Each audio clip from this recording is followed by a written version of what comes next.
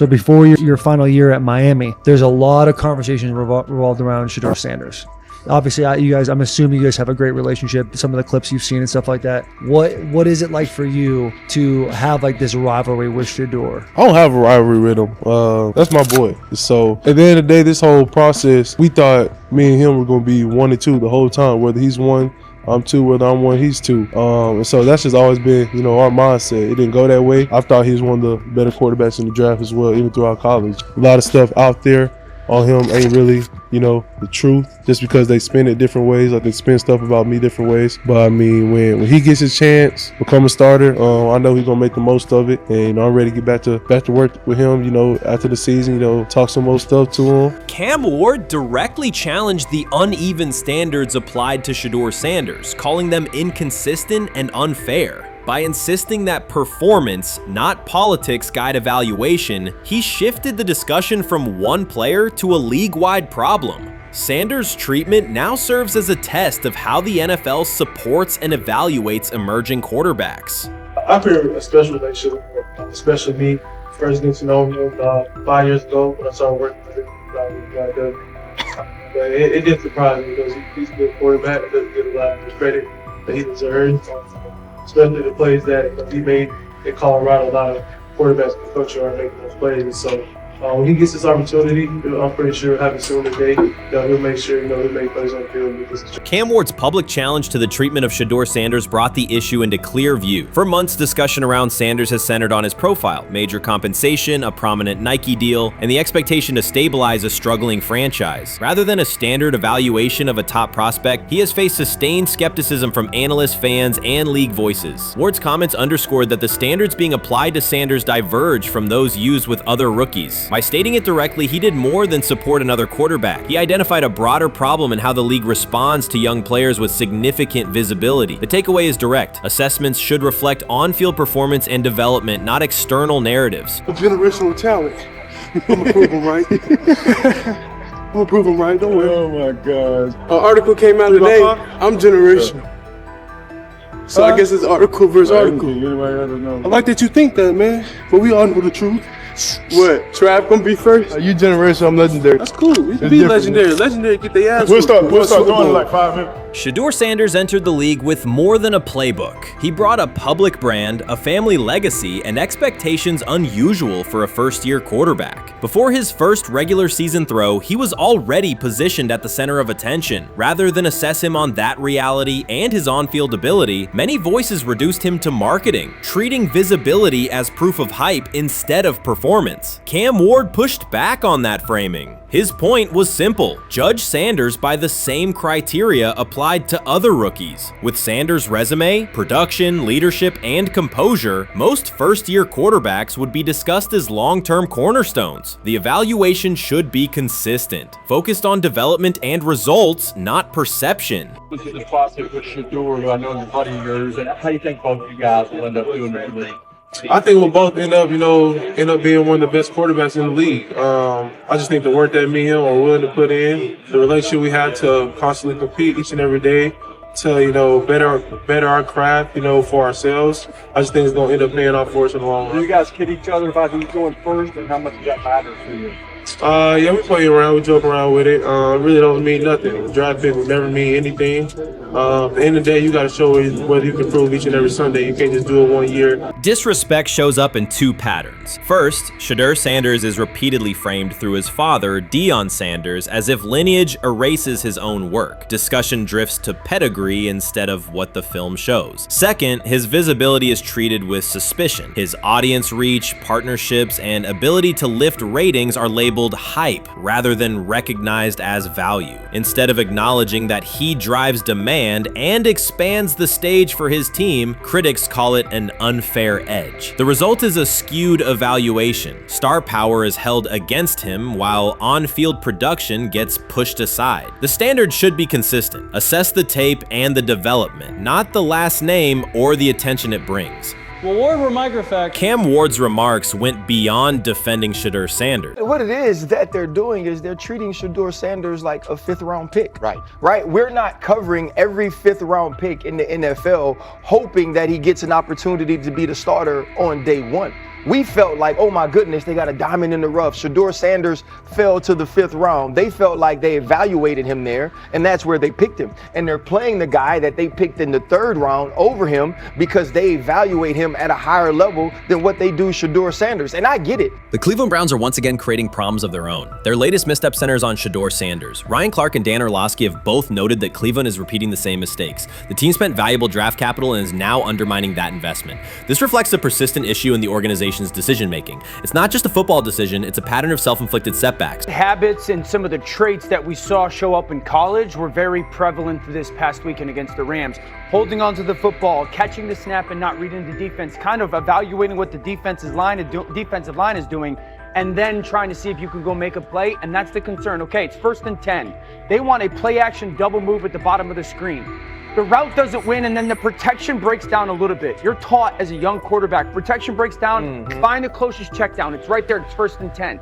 He gets to like the 4th part of the... The Cleveland Browns have long carried a reputation for instability. Even when it appears they are turning a corner, the organization finds a way to create new problems. Momentum gives way to questionable decisions and progress stalls. The latest situation centers on Shedeur Sanders. It highlights recurring issues in leadership, planning, and execution. Instead of establishing a clear path forward, Cleveland risks undermining its own investment. There's a lot of players who feel like they should have been picked at a certain spot, should have been viewed in a certain way. But when you get on these teams, it's about developing the team, not doing what's individually best for a certain player. And that's what Kevin Stefanski has to do. And I get it. We want to say all the reasons why what's happening to him isn't right.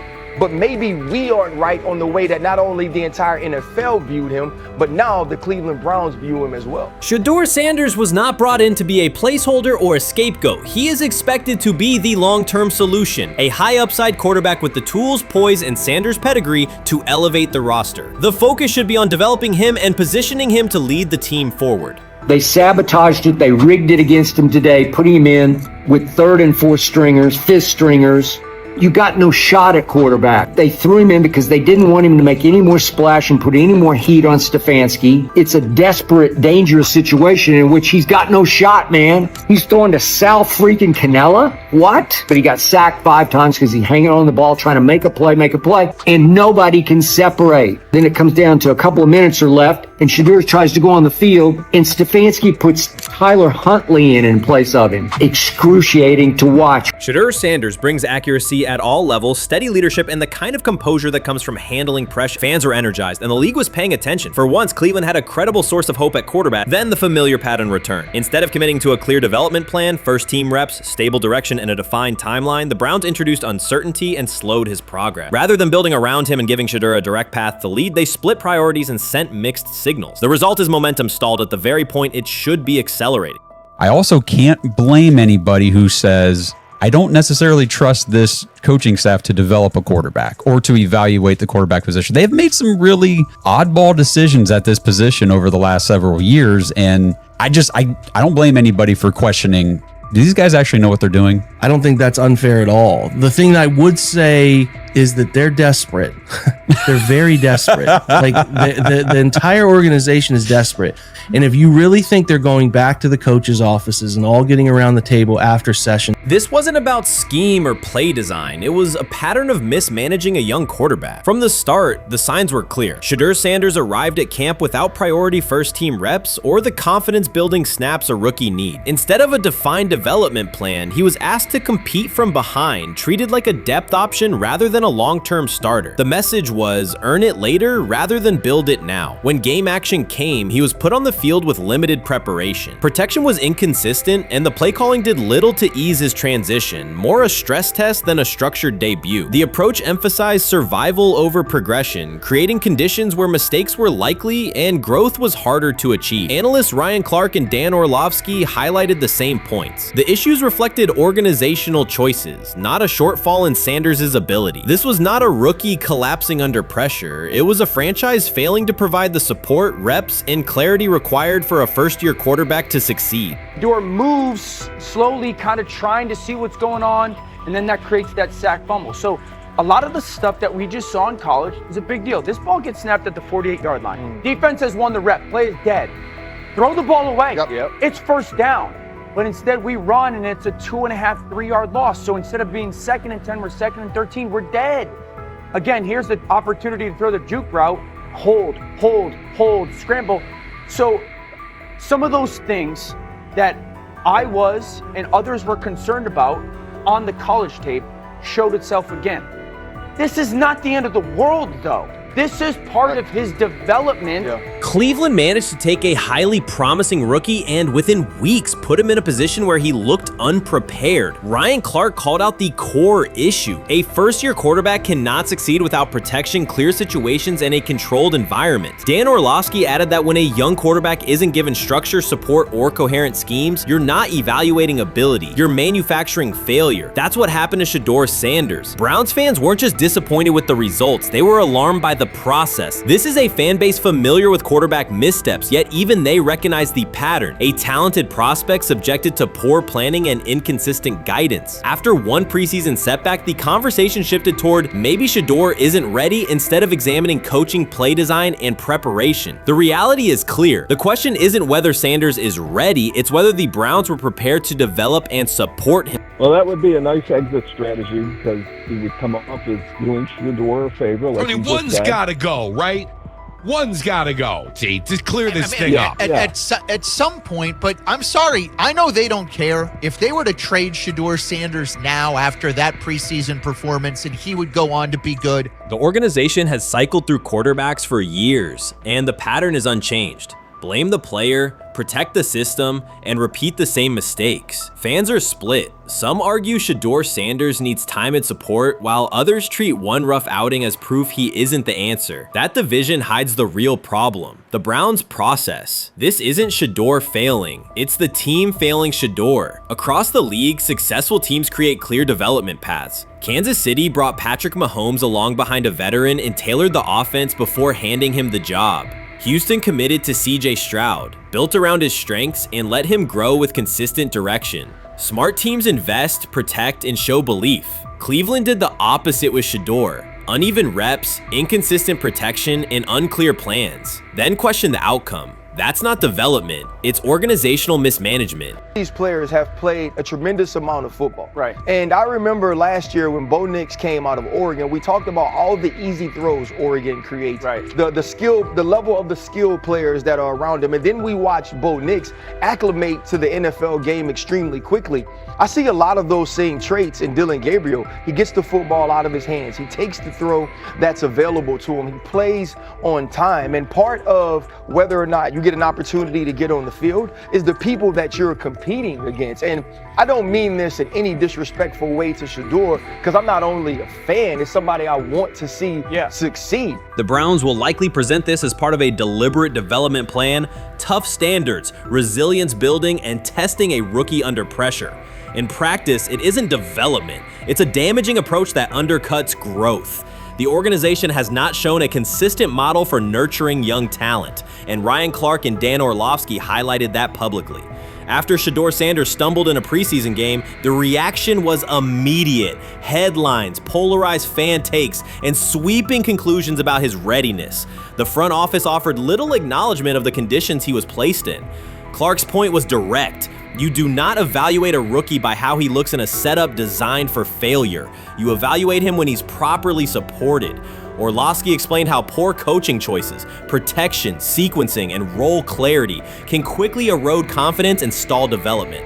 The issue was not Sanders' ability, it was Cleveland's process, which appeared disorganized and unprofessional for an NFL operation. That's exactly what he says. I'm told the footage of Shedeur Sanders meeting with the Giants is so bad that both the Browns and the Sanders family have threatened legal action if it is published. The New York Giants have released audio from their draft interview with Shedeur Sanders, and the disclosure has drawn intense public reaction. Fans want to know whether Sanders made critical remarks and why the Giants shared material that should have remained confidential. The situation revolves around an open microphone, contentious comments, and the broader implications of the league. The New York Giants published a brief, edited segment from their interview with Shedeur Sanders and withheld the remaining footage. Observers are debating whether this was a strategic public relations decision or an attempt to discredit him. The team has offered no additional explanation, and many fans view the limited release as inadequate and potentially misleading. They are demanding full transparency and accusing the organization of orchestrating a negative narrative. While criticism of Sanders is vocal, his supporters are responding with equal intensity. There was another team that he sat down with. What do you mean it didn't go well after that? So he was pissed that they did that to him. They did that to him. He counter-confronted the them. same thing they do to every other quarterback prospect. They did that to him. They slide in a mistake to see if you catch it. Right.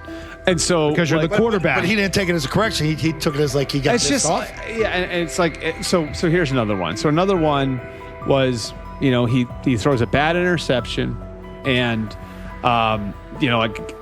it was a deep throw early in the game, and he comes back and they go in the meeting, they show the interception. The Giants have released only a brief excerpt of the interview and are refusing to share the rest. Their decision has drawn criticism across TikTok, X, and Facebook, where many see it as a poorly handled public relations move. Fans are calling for the full recording to be published so the situation can be judged in its entirety. The GM is on film that the son, they asked the son last draft, yo, who you think I should pick? His son like, yo, you need to get the Jaden Daniels, big. This is what his son, it's on tape. You should go Jaden Daniels. He laughing at his son. And all right, cool, get Jaden Daniels. I don't even know how that tape got out. I wouldn't have let the shit get out. Shedeur Sanders appears unfazed by the situation. Although the Giants suggested he was more hype than substance, their handling of the interview has instead elevated his visibility. Analysts across major sports outlets are now discussing him more than before, keeping his name prominent in the news cycle. New York Giants, where these tapes at? You hear me? Because if Shedeur Sanders was so unprofessional, y'all would have leaked the tapes for the whole world could see, right? Cause understand, it's a lot of he say, she say. But one thing I do know, as a young black man growing up in this world, being straightforward and not sugarcoat anything. The Giants' PR team appears to reject Sanders' family connection outright, a decision many view as unprofessional and lacking nuance. Internal discussions seem to have dismissed quarterbacks with prominent relatives as poor fits for the organization, revealing limited awareness of public perception. The response was swift. A single edited clip ignited widespread debate on social media, with fans asking why essential segments were held back and what the team might be hiding. Critics argue that if the full interview contains nothing damaging, the club should release it in its entirety. Online discussion intensified immediately and continues to gain momentum. What they do during the film and the combine and the meetings is teams will install mistakes intentionally planted in the install, and they want you to catch them. Shedeur didn't, and when a coach called him out, once again, it didn't sit well. It's like, bro, there's not many teams needing quarterbacks, especially since Pittsburgh appears to have a deal with Aaron Rodgers and Tennessee's getting Kale Moore. The Giants' decision to withhold the full interview has produced an unintended result. Instead of diminishing interest in Shedeur Sanders, it has intensified it. Media outlets and analysts are now examining every on-field rep, press comment, and public appearance as evidence of how he conducts himself under scrutiny. Each throw, adjustment, and answer is tracked and evaluated against league standards, reinforcing the view that he remains composed and professional. Many fans contend that the organization has misrepresented Sanders and suggest the issue may stem from the Giants' view of his father, Deion Sanders. They see the partial release as an attempt to raise doubts about his character by association. That perception has only made his profile more compelling. The discussion has shifted from whether he deserves a high draft position to how effectively he withstands sustained pressure. Sanders is now regarded not just as a talented prospect, but as a symbol of resilience, central to debates about transparency and organizational strategy. Even if the Giants eventually provide more context, the visibility they have created for him is unlikely to fade. The most fun yet the most difficult thing I cover and we cover all year long is not games. It's the NFL draft. Because I've said this many times, you get lied to for a month to 2 months up to it. And so often during the draft, and every few drafts, there's a guy that really falls, precipitously falls. This year it was Shedeur Sanders, it's been Aaron Rodgers, it's been Dan Marino. Every few years somebody falls a lot. And so, but those stories don't come out until like the fall. Criticism of Shedeur Sanders from within the Giants organization has become increasingly public. Team communications appear focused on casting him as an overhyped prospect, whose character should be questioned, a narrative that seems aimed at shaping opinion rather than assessing performance. Yet each selective release or negative remark has instead amplified attention on Sanders and elevated his reputation. Efforts to confine him to a narrow, unfavorable image continue to produce the opposite effect, reinforcing his position as an underdog who endures external pressure. The debate has shifted from football analysis to broader concerns about narrative control and transparency. Fans, reporters, and online communities are still urging the Giants to publish the full interview, arguing that only complete context can resolve speculation. The organization's refusal to comply has intensified scrutiny and led many observers to conclude that the team underestimated public reaction and now faces questions it could have avoided with full disclosure. The tapes, the New York Giants have the tape. They definitely have the tape. It's confirmation that they had the tape. Shedeur didn't do nothing. It's what they saying he did. I'm gonna tell you what these mixed reaction right here. So we already know about the New York Giants, but the Pittsburgh Steelers head coach Mike Tomlin reported admired Sanders' talent but hesitated to draft him due to previous challenges with quarterbacks like Russell Wilson and Justin Fields, leading to more cautious approach. Las Vegas Raiders. Sanders met with Raiders at the NFL Scouting Combine and expressed enthusiasm about potentially joining the team. His familiarity with the West Coast offense and quick release was noted positive, though concerns about his ceiling. Hours after the Giants posted that short audio clip, the timeline never slowed. Comment threads filled with frame-by-frame breakdowns, lip-read attempts, and side-by-side comparisons of what was said versus what was left out. Reporters called league contacts. No one could explain why a franchise would stir this level of curiosity only to seal the vault. Each refusal sharpened focus on Shedeur Sanders, turning routine throws into national talking points. Analysts kept circling back to the same note. His cadence at the line looks unchanged, steady against the noise. Hashtags demanding the full interview, trend drop, and trend again. Podcast hosts bump scheduled segments to lead with the leak. Rival teams get asked how they would handle a similar situation, then quietly check their own archives. Inside Giants headquarters, the plan to shape the story looks less like strategy and more like a slow burn spotlight they can't switch off. And now every preseason snap, every media availability, every stray sideline camera angle gets fed into a loop that asks, what are they still hiding? The file remains locked. Curiosity keeps compounding. Until someone presses upload or steps to a podium and explains the redactions, the subject drifts away from depth charts and play design, fixing instead on secrecy, control, and the risk of underestimating how fast attention turns pressure into permanence. Momentum isn't fading, it keeps recalibrating, louder, impossible to mute.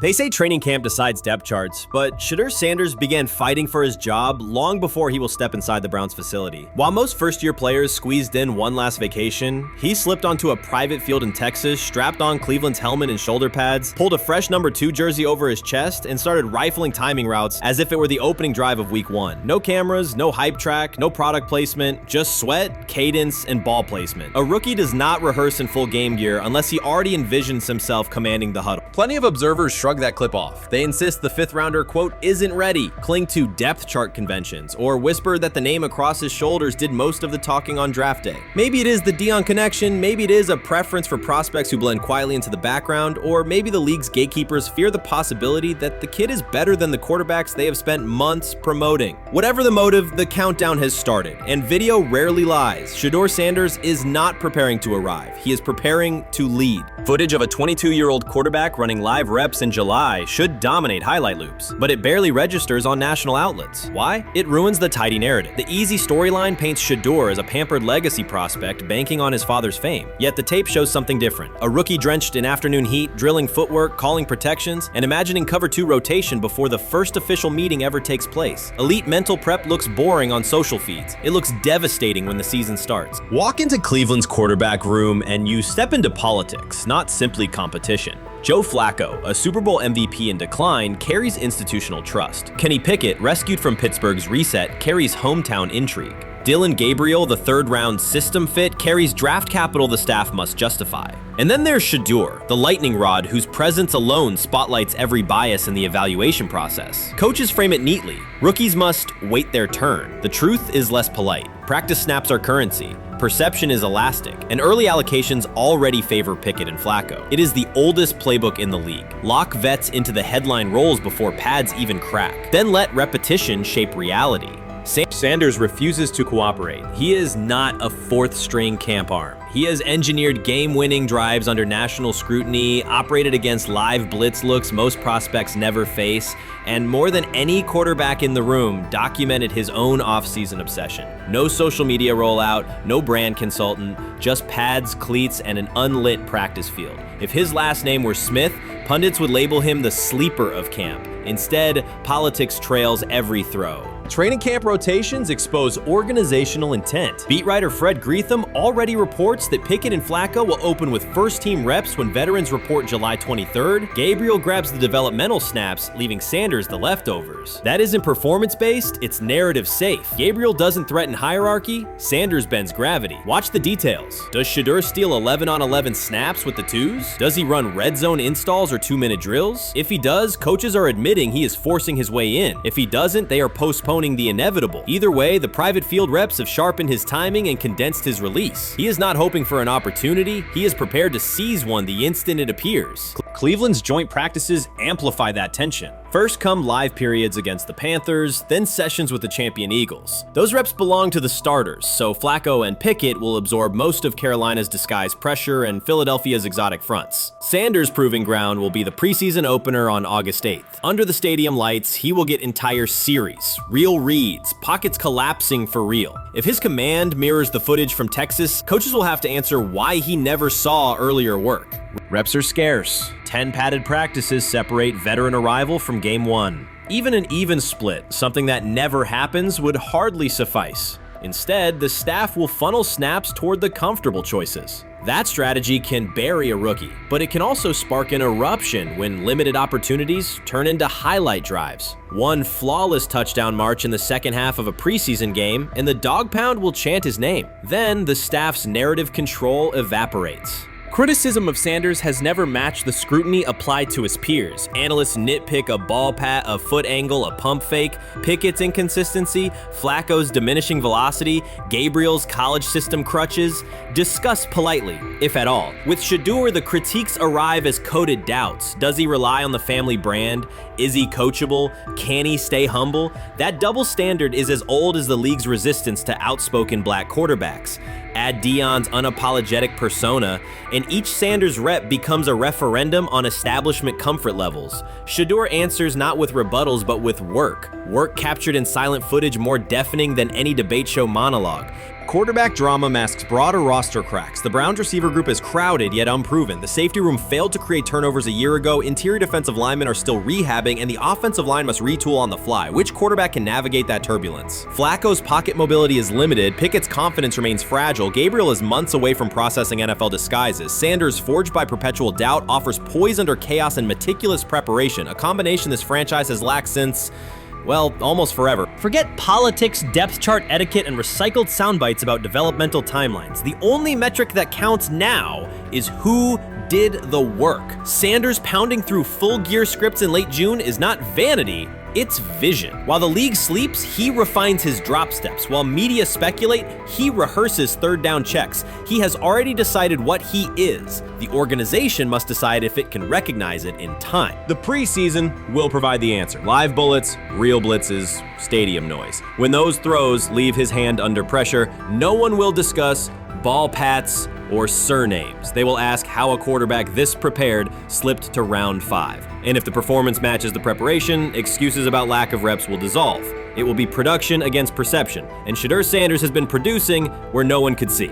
Ready is the wrong word. He has been ready. Shedeur Sanders did not treat day 4 of Brown's training camp as anything other than work. He completed 8 of 11 passes with 3 touchdowns, operating with control and accuracy throughout the red zone periods. The throws were varied, a well-placed ball to rookie Luke Floria that led him across the goal line in stride, a firm throw to Cade McDonald over middle after a quick read, and a tight window completion to Deontay Johnson at the back of the end zone with 2 defenders closing. The sequence showed timing, poise, and placement under pressure. While national attention centered on Joe Flacco's underneath completions and Kenny Pickett's option and rollout periods, Sanders produced scoring plays on schedule. The performance was not the product of broken coverages or end-of-period reps. It came within structured work with defenders in position and the offense executing standard progressions. The accuracy rate, 8 completions on 11 attempts, reflected consistent mechanics and decisions. The operation was steady from huddle to snap to finish. Despite that session, the distribution of first-team snaps did not change. Camp logs indicated that Pickett and Dillon Gabriel continued rotating with the starters, while Sanders remained primarily with the second unit. With the first preseason game approaching, that choice drew more attention from observers who expected productive days to be followed by expanded opportunities. The question surfaced again: what additional evidence is required to evaluate Sanders with the top group?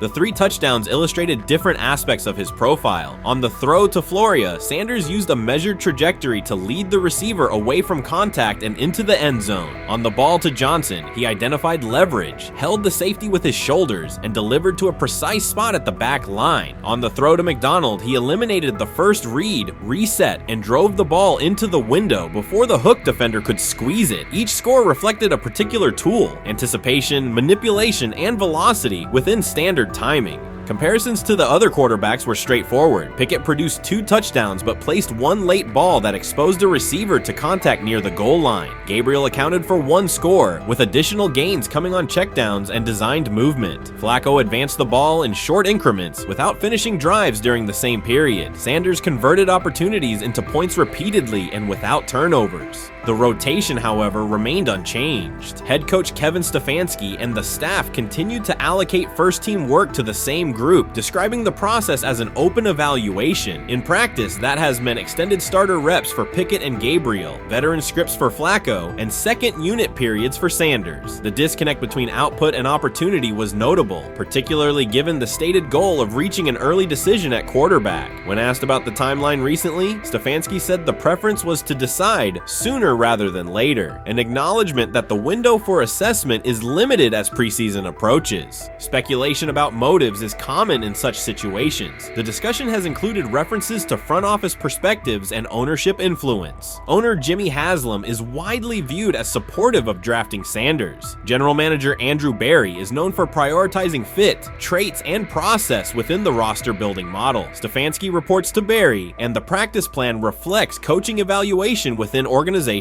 parameters. None of that guarantees any outcome. It does explain why rotations can remain conservative even after strong individual periods. Regardless of internal views, the most useful next step for the evaluation would be a defined set of first-team snaps for Sanders to put comparable tape next to his peers. There was also outside attention on several practice segments from earlier in camp that showed Sanders throwing during lulls to non-receiver personnel, ball attendants, staffers, and assistants, while other quarterbacks were in script with full units. Those clips circulated widely and were interpreted by some as dismissive. Sanders addressed questions about it by narrowing the focus to preparation, explaining that his responsibility is to be ready for the work assigned and that he has adjusted at every level of competition, from HBCU ball to the Power 5 and now the NFL. The response matched his general approach: acknowledge the situation, maintain routine, and continue to execute when the next period begins. The broader draft day and narrative context remains part of the conversation. Sanders' college resume included efficient production and high completion rates across 2 programs, culminating in national recognition such as the Johnny Unitas Golden Arm Award. His selection in the 5th round was driven by varying evaluations of projection, scheme fit, and development timelines. The result is the current environment. He must present his case within limited windows, then wait for access to the next rung of competition. That does not make the process unfair, it makes it exacting. The best answer, for him and for the staff, is additional, comparable reps and clear tape.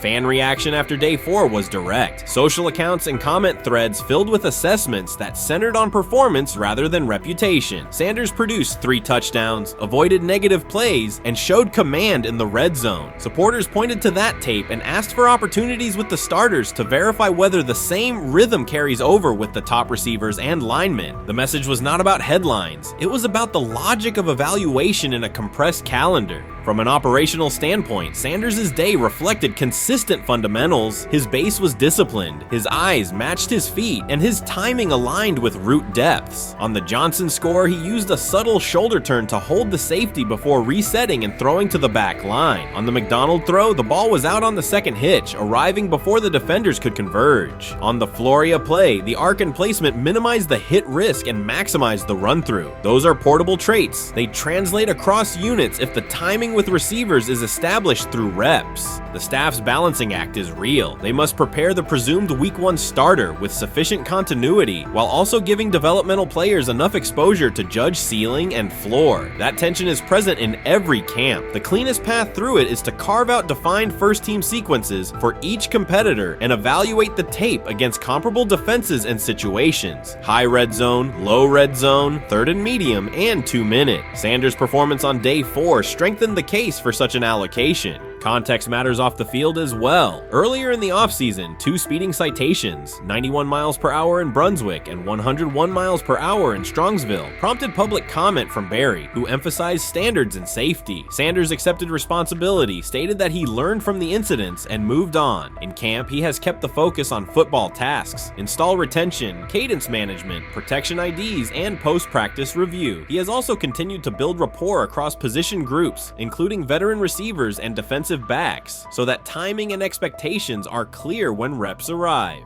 None of this diminishes the experience of the veterans in the room. Flacco has decades of film, Pickett has multiple seasons of NFL starts, and Gabriel brings mobility and a defined collegiate profile. It does, however, underscore the purpose of camp, to align decisions with current performance. Sanders produced the most efficient scoring period of the day. The next logical step is to see that operation with the starting unit, document the results, and compare them to the other candidates under the same conditions. The preseason opener will compress timelines further. Install packages expand, and coaches begin to narrow personnel groupings. If the objective is to identify the quarterback who can operate the offense most cleanly on Sundays, then structured exposure now will give the staff better information later. A small but deliberate set of first-team snaps for Sanders, scripted early downs, a third down sequence, and a red zone series would provide data without disrupting broader preparation. Until that occurs, Sanders can only continue to control process and execution. Day 4 showed what that looks like when opportunities align. Efficient reads, disciplined mechanics, and finishes in the end zone. He did not seek attention for the sequence. He put it on tape. If the evaluation remains consistent with the stated competition, comparable snaps should follow. If they do, the staff will have a clear, side-by-side measure. If they do not, the question from observers will remain the same. What more needs to be seen to justify the look?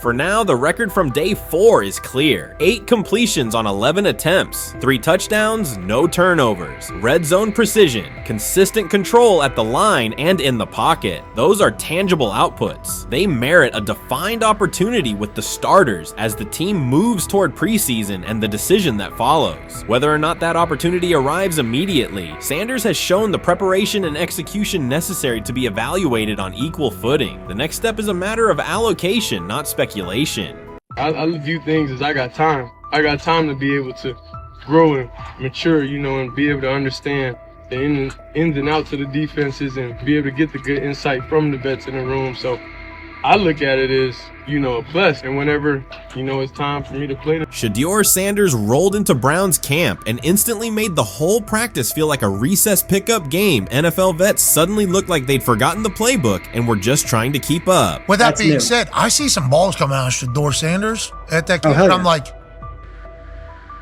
kind of looks like a guy. Yeah, I'm reading. He can sling it. Ready to I see him, some of the veterans, how they talk to him, mic'd up, see what he's doing in the community. Talking about Njoku there? joker like that. But you once you see, different little interactions and things like that, I know he has the talent. We'll see. It'll be a competition that usually brings the best out of guys, especially young guys. So I'm interested to see how that quarterback situation. Right after Shedeur Sanders tightened his cleats and the Browns settled in for what they figured was a routine camp day, the whole vibe tilted sideways. No blazing comet, no UFO touching down at midfield, just a swagger-charged quarterback striding in like he'd crashed the wrong league and thought, yeah, I'll stick around and run this show. The Browns had no clue what storm was rolling in. You'd expect an NFL team to do a quick scout, maybe pull up a highlight reel or two, but nope. They greeted Shedeur with a shrug, only to watch him seize the field on snap one and run the whole operation like a seasoned pro. First and foremost, he's been the best quarterback in camp. Now look, Joe Flacco ain't had many opportunities. There was a whole day I saw he didn't throw the ball at all. Here's my theory on the situation. They already know who's starting in the number 2 is. They already know. Joe Flacco and Shedeur Sanders is already locked up. You're missing the boat, people. You're missing the boat. Your boy, Kenny Pickett and Dylan Gabriel, oh, they're fighting. Shedeur didn't merely clock in, he hijacked the session. One moment he's loosening his arm, the next he's roasting veteran QBs like faded names on busted draft boards. Defensive coordinators everywhere had the same gut punch reaction. Uh-oh. His pocket poise? Straight disrespectful. His timing? Psychic. And every pass left his hand like it was laser guided to its mark.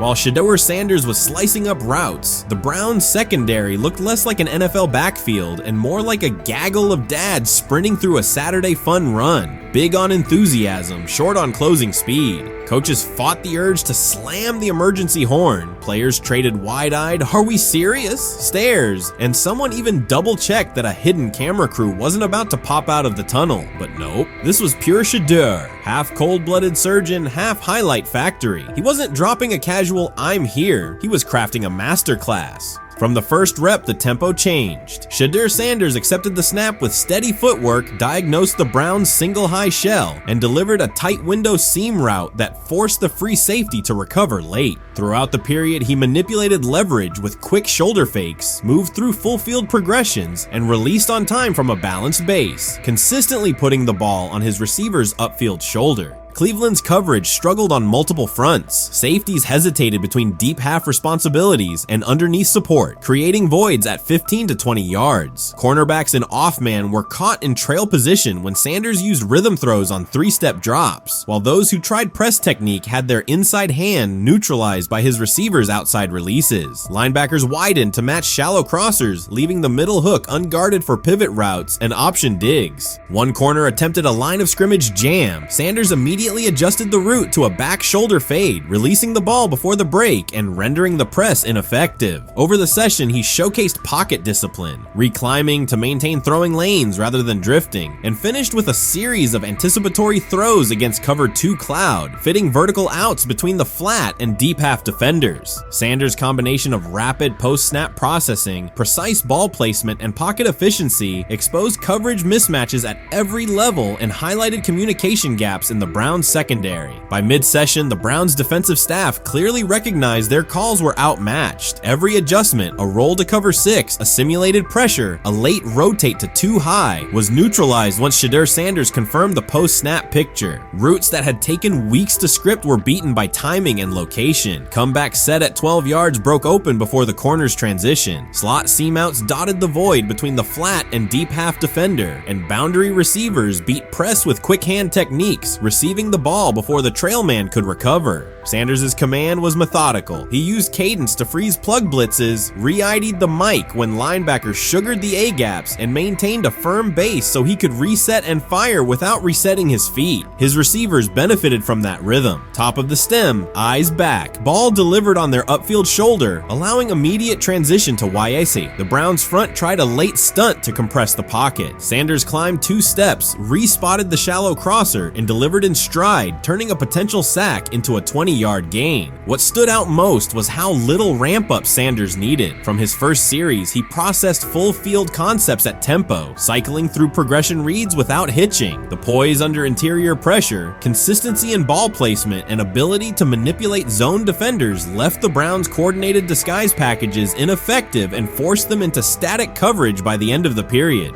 In short, Sanders' efficient mechanics, rapid processing, and anticipatory accuracy rendered Cleveland's defensive game plan ineffective at every level, from pre-snap disguise to post-snap spacing. Imagine there's many people that think Dylan Gabriel's a better quarterback than Shedeur Sanders. I don't care where they were drafted. If the Browns are the one team that thinks that, then I'm going to suspect it's not true. They don't know what listen, they're I've doing. been on every quarterback evaluation for 30 years. Right. I never root against anybody. Yeah. But I'd be surprised if Dylan Gabriel's ever a legitimate starting quarterback for the Cleveland Browns. I'd be surprised. I just don't think. Well, then it is a wasted pick because you took him in the top 100. Yeah, but potentially. Yeah. May get away with it because of Shedeur. An edge rusher chirped at Shedeur Sanders between snaps, hoping to shake his rhythm. On the very next play, Sanders answered with a 30-yard laser, a deep dig from the boundary side that split the single high safety and the trailing corner. He hit the top of a 5-step drop, kept a firm base, and delivered on time to the receiver's outside shoulder, turning what should have been a routine rep into a sudden change explosive. From that moment on, every coverage wrinkle the Browns tried, rotating from cover 3 to quarter half, flashing a Tampa 2 shell, mugging both A-gaps, was met with a precise counter. When corners pressed, Sanders adjusted the route to a back shoulder fade. When safeties widened, he checked to a glance post. When linebackers bailed, he found the running back on a delayed option out of the backfield. Even late simulated pressures couldn't move him off his spot. He simply climbed, reset his feet, and fired. As Cleveland's defenders rotated through checks, Sanders manipulated them with cadence and eye discipline. He froze weak side safeties long enough to create intermediate windows, then feathered the ball into those lanes before help could arrive. When the Browns finally dropped 7 and matched every route, Sanders tucked the ball and converted 2 separate 3rd and 6 situations on the ground, reminding everyone that his mobility is as calculated as his arm. By the end of the session, the defensive coordinator's call sheet looked obsolete. Sanders had neutralized blitz looks, exposed spacing issues in zone, and forced the unit into static base coverage just to survive the period. It wasn't a camp drill anymore. It was a clinic on timing, processing speed, and controlled aggression, delivered snap after snap by a quarterback who never needed a warm-up lap to own the field. They never planned on taking him. The problem is, like Ocho Cinco said, you got somebody that has endeared himself to the locker room. And guess what? The difference between him and Tim Tebow, the biggest one, is he can play. He can throw the ball. Tim Tebow running around being an H-back. He can throw the ball. And he's done everything he needs to do. He ain't saying nothing. He ain't rocking the boat. He ain't mad about the reps. He ain't mad about none of that. All the people out there want to see is this, like Tyler said earlier. We want to see what he can do with Jerry Jeudy. That's it. I want to see what he can do with David Njoku. I want to see him with Junkins. I want to see him with the first running backs. If you are cooking, if you are beating down the doors with the 3s and 4s, guess what? You deserve more. From the first team period on, Cleveland's secondary looked a step slow. A deep third safety hesitated on a post-snap rotation, leaving Shedeur Sanders free to climb the pocket and fire a 22-yard out that arrived before the defender could plant and drive. The supporting cast around him, players fighting for roster spots, not Pro Bowl invites, benefited from his command. Sanders used tempo to control the defensive front, altered protections at the line, and located throwing lanes so quickly that one receiver didn't register the catch until he crossed the goal line. As the Browns tried new personnel groups, coverage busts multiplied. Starters slipped out for hamstring stretches while rookies rotated in, only to find the ball arriving on their blind side before they'd completed a midpoint squeeze. On a later 3rd and long, Cleveland finally closed the interior rush lanes, compressing the pocket with 3 defenders. Sanders pivoted through the traffic, stepped into a narrow escape window, and, without resetting his shoulders, whipped a no-look pass to the boundary curl for a fresh set of downs. The throw turned a potential sack into an explosive play and left the coaching staff scrambling for answers. The people who are fascinated by Shedeur for whatever reason, whether it's his play, I guess, last year was kind of fun. If you're just like a guy who grew up like loving Deion Sanders and passed that love on down to your kids, I can see why you're like that. The one thing I will give them is you're looking at this quarterback room. If you're a fan of Shedeur and say, why can't he go beat Dylan Gabriel or Joe Flacco or Kenny Pickett? So I do understand that part of it, right? Because why not? Why couldn't he be the Brown starter in October or November? That looks like a quarterback room where everyone will get a chance to start. He lied to us all when he said that this was going to be an open competition, a 4-man open competition when it comes to the QB situation up there in Cleveland, in which, from the looks of it, all we've seen it be was a 3-man race. The only people that has been getting reps in with the first team or with the veterans are Joe Flacco, Kenny Pickett, and Dylan Gabriel. We've never seen my boy Shedeur Sanders get a chance to get in. Even with him doing the things that he has been doing up there, he has yet to get in with the... Shedeur Sanders was caught off guard by Coach Kevin Stefanski's recent remarks, which have sparked talk of bringing in another starting quarterback. Commentators are debating whether Stefanski's comments reflect eroding confidence in Sanders or a brief lapse in judgment, but the rookie now faces intensified scrutiny over his role. The Browns, we got an analyst that says that Shedeur Sanders should have some kind of a ban? Banishment of some kind? Come again? Say what? For what? And we've got, this would be more troubling. If I'm a Browns fan, and this is where we're going to start, potential dissension in the ranks of the front office and the coach. And over what? Quarterback. When a program's headline quarterback suddenly becomes the subject of sideline murmurs and quiet searches for replacements, the situation is unmistakable.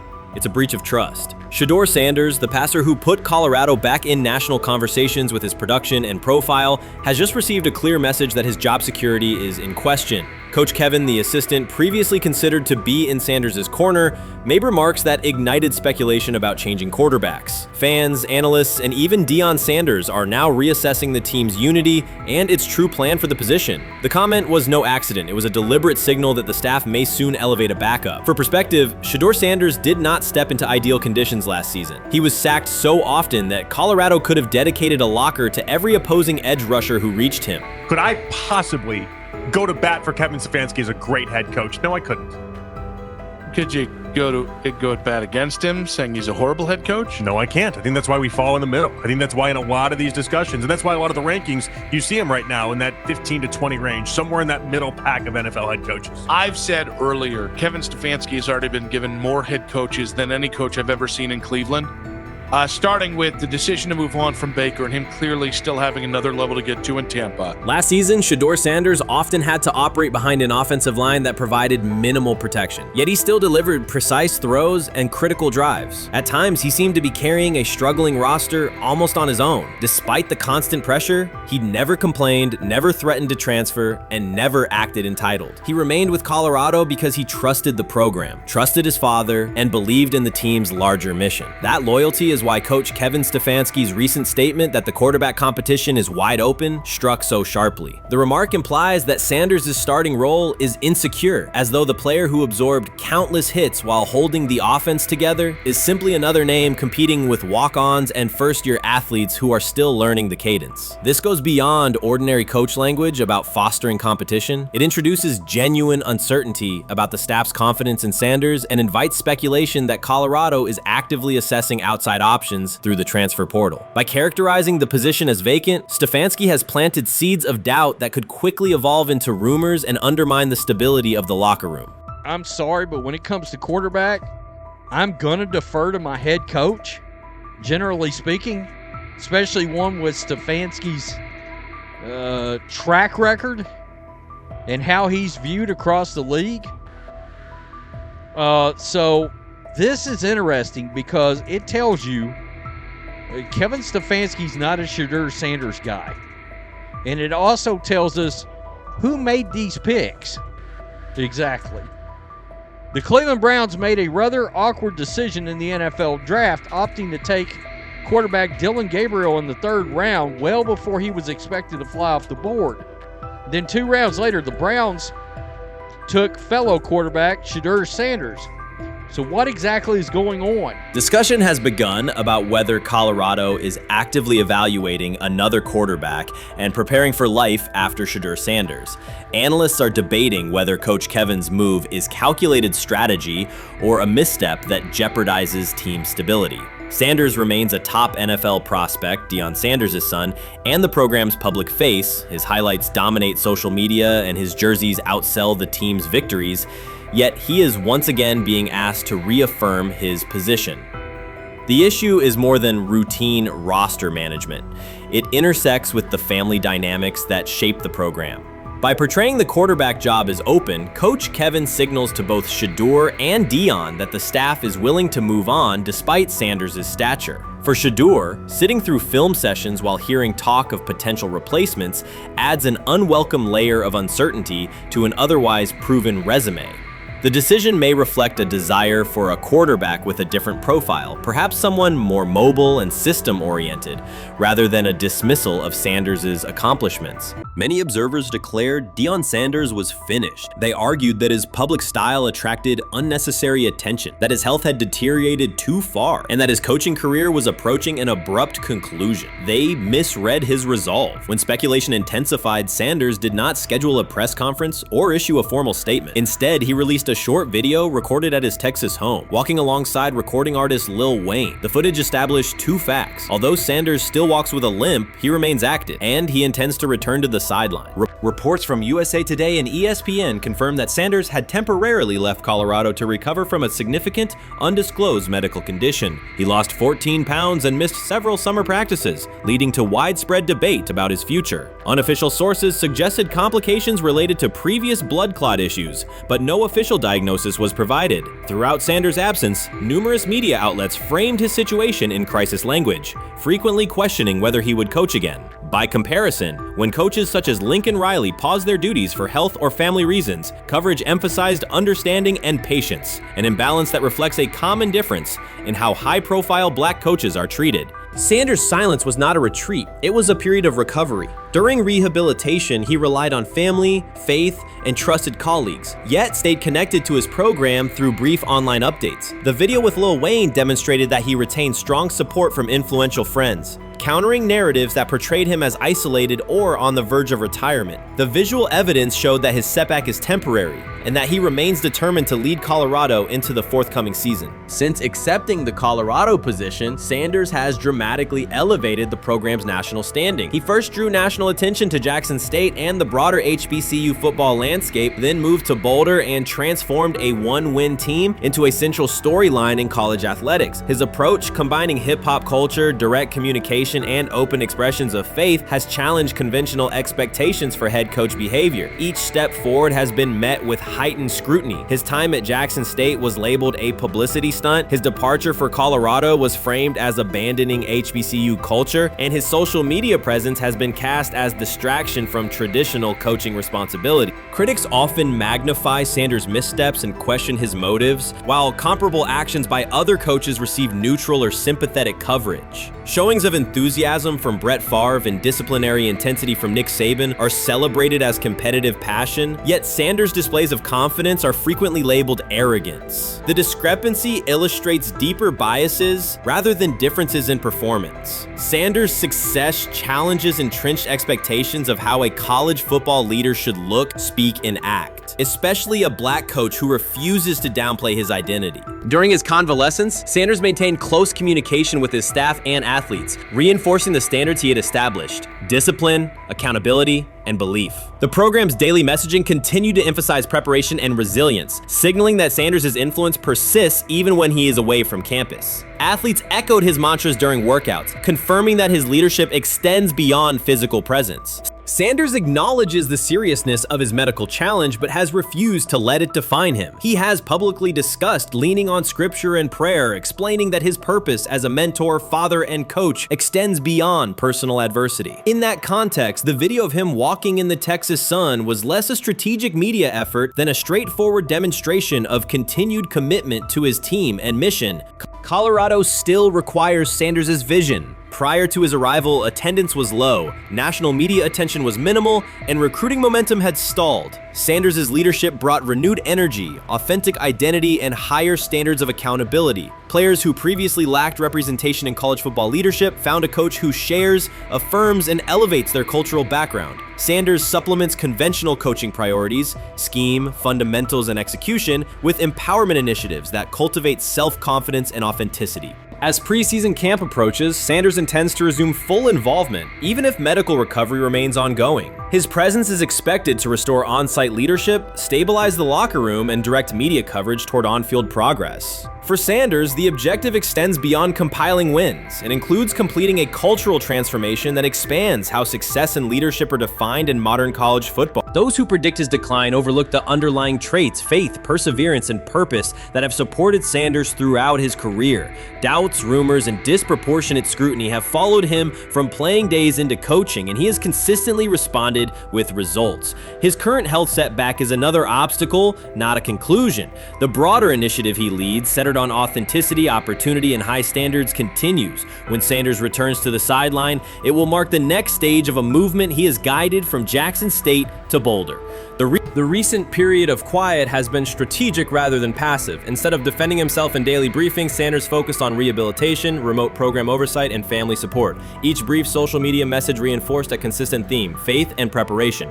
He has articulated gratitude for medical professionals and has reiterated that his mission at Colorado is unfinished. His public references to scripture have been direct but measured, aligning with his long-standing practice of integrating faith into leadership. By walking through his ranch with Lil Wayne, Sanders signaled continuity. The clip underscored that influential supporters remain engaged, that Sanders' broader network values his vision, and that he remains capable of navigating physical challenges. The visible limp was not evidence of imminent retirement. Rather, it documented the reality of ongoing recovery and the resilience with which he approaches each obstacle. Colorado's athletic administration and football staff continue to affirm Sanders' program direction.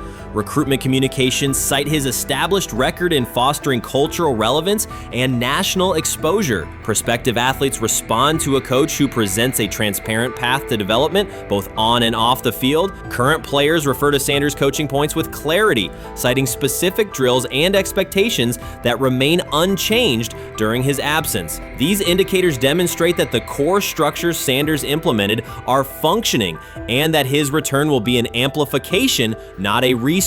Criticism regarding Sanders' public persona often conflates media style with coaching substance. Analysis from opponents suggests that social media engagement dilutes football preparation, yet Sanders' staffs emphasize time management and delegation. Defensive and offensive coordinators handle in-game adjustments while Sanders directs overall culture, recruitment, and leadership. He has articulated that visibility serves to amplify program accomplishments and enhance player opportunities, not replace strategic football planning.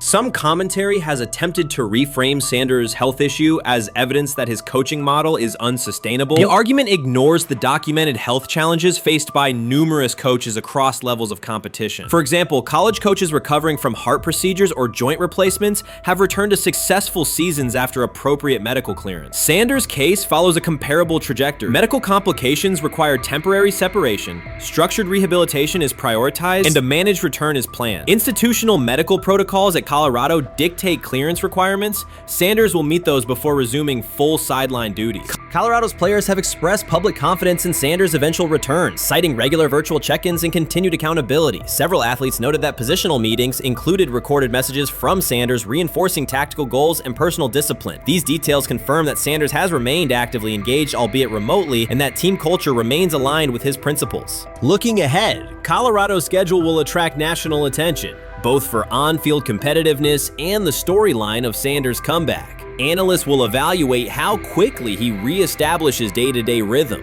and whether his physical limitations influence practice oversight. Internal planning accommodates gradual escalation of responsibilities, with medical staff and strength and conditioning personnel contributing to phase reintegration.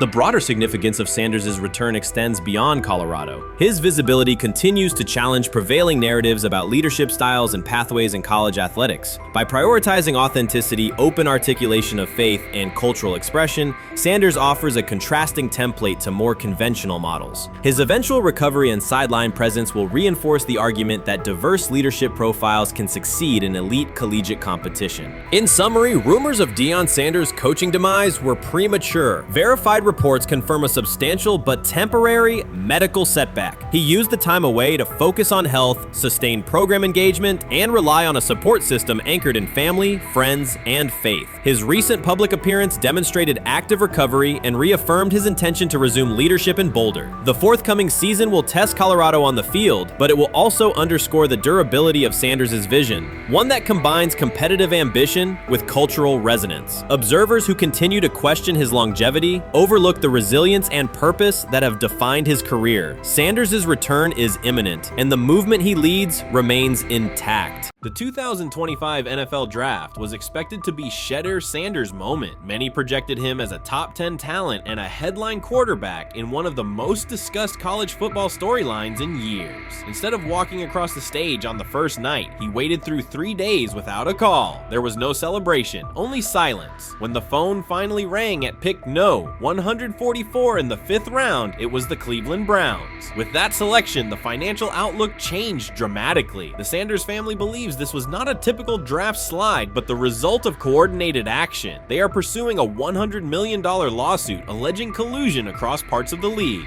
In the months before the draft, Sanders was consistently discussed among the top quarterbacks in the class. Television and digital analysts praised his poise, accuracy, leadership, and command. Scouts highlighted a 74.1% completion rate, record-setting stretches at Colorado, and his rise from an HBCU star to a national figure. Consensus expectations placed him in the first round or early second. Draft night unfolded differently. As picks accumulated, there was little indication that his name would be called. The atmosphere at his private gathering shifted from anticipation to doubt. When the Browns selected him late on day 3, projections for his first contract dropped from an estimated range in the mid-$30 million to approximately $4.6 million, with corresponding reductions in likely endorsements and long-term positioning. According to Deion Sanders and others close to the family, this was not about performance, injury, or conduct. They argue it was coordinated. Attorneys were contacted immediately. The allegation is straightforward. Sanders' value was suppressed intentionally. The family's position is that this was a calculated decision within parts of the league, not an isolated set of evaluations. The legal claims focus on communications that, if authenticated, could be significant. Internal emails, text messages, and owner-to-owner conversations. The family's representatives contend that these materials show a deliberate effort to avoid drafting Sanders in early rounds based on perceived image concerns rather than football merit. One message reportedly under review framed the decision in branding terms. Drafting Shedeur would mean inheriting the Prime brand. The complaint asserts that this view led some teams to discourage others from selecting him unless necessary, not for film-based reasons, but to avoid perceived attention and external pressure tied to his family's profile.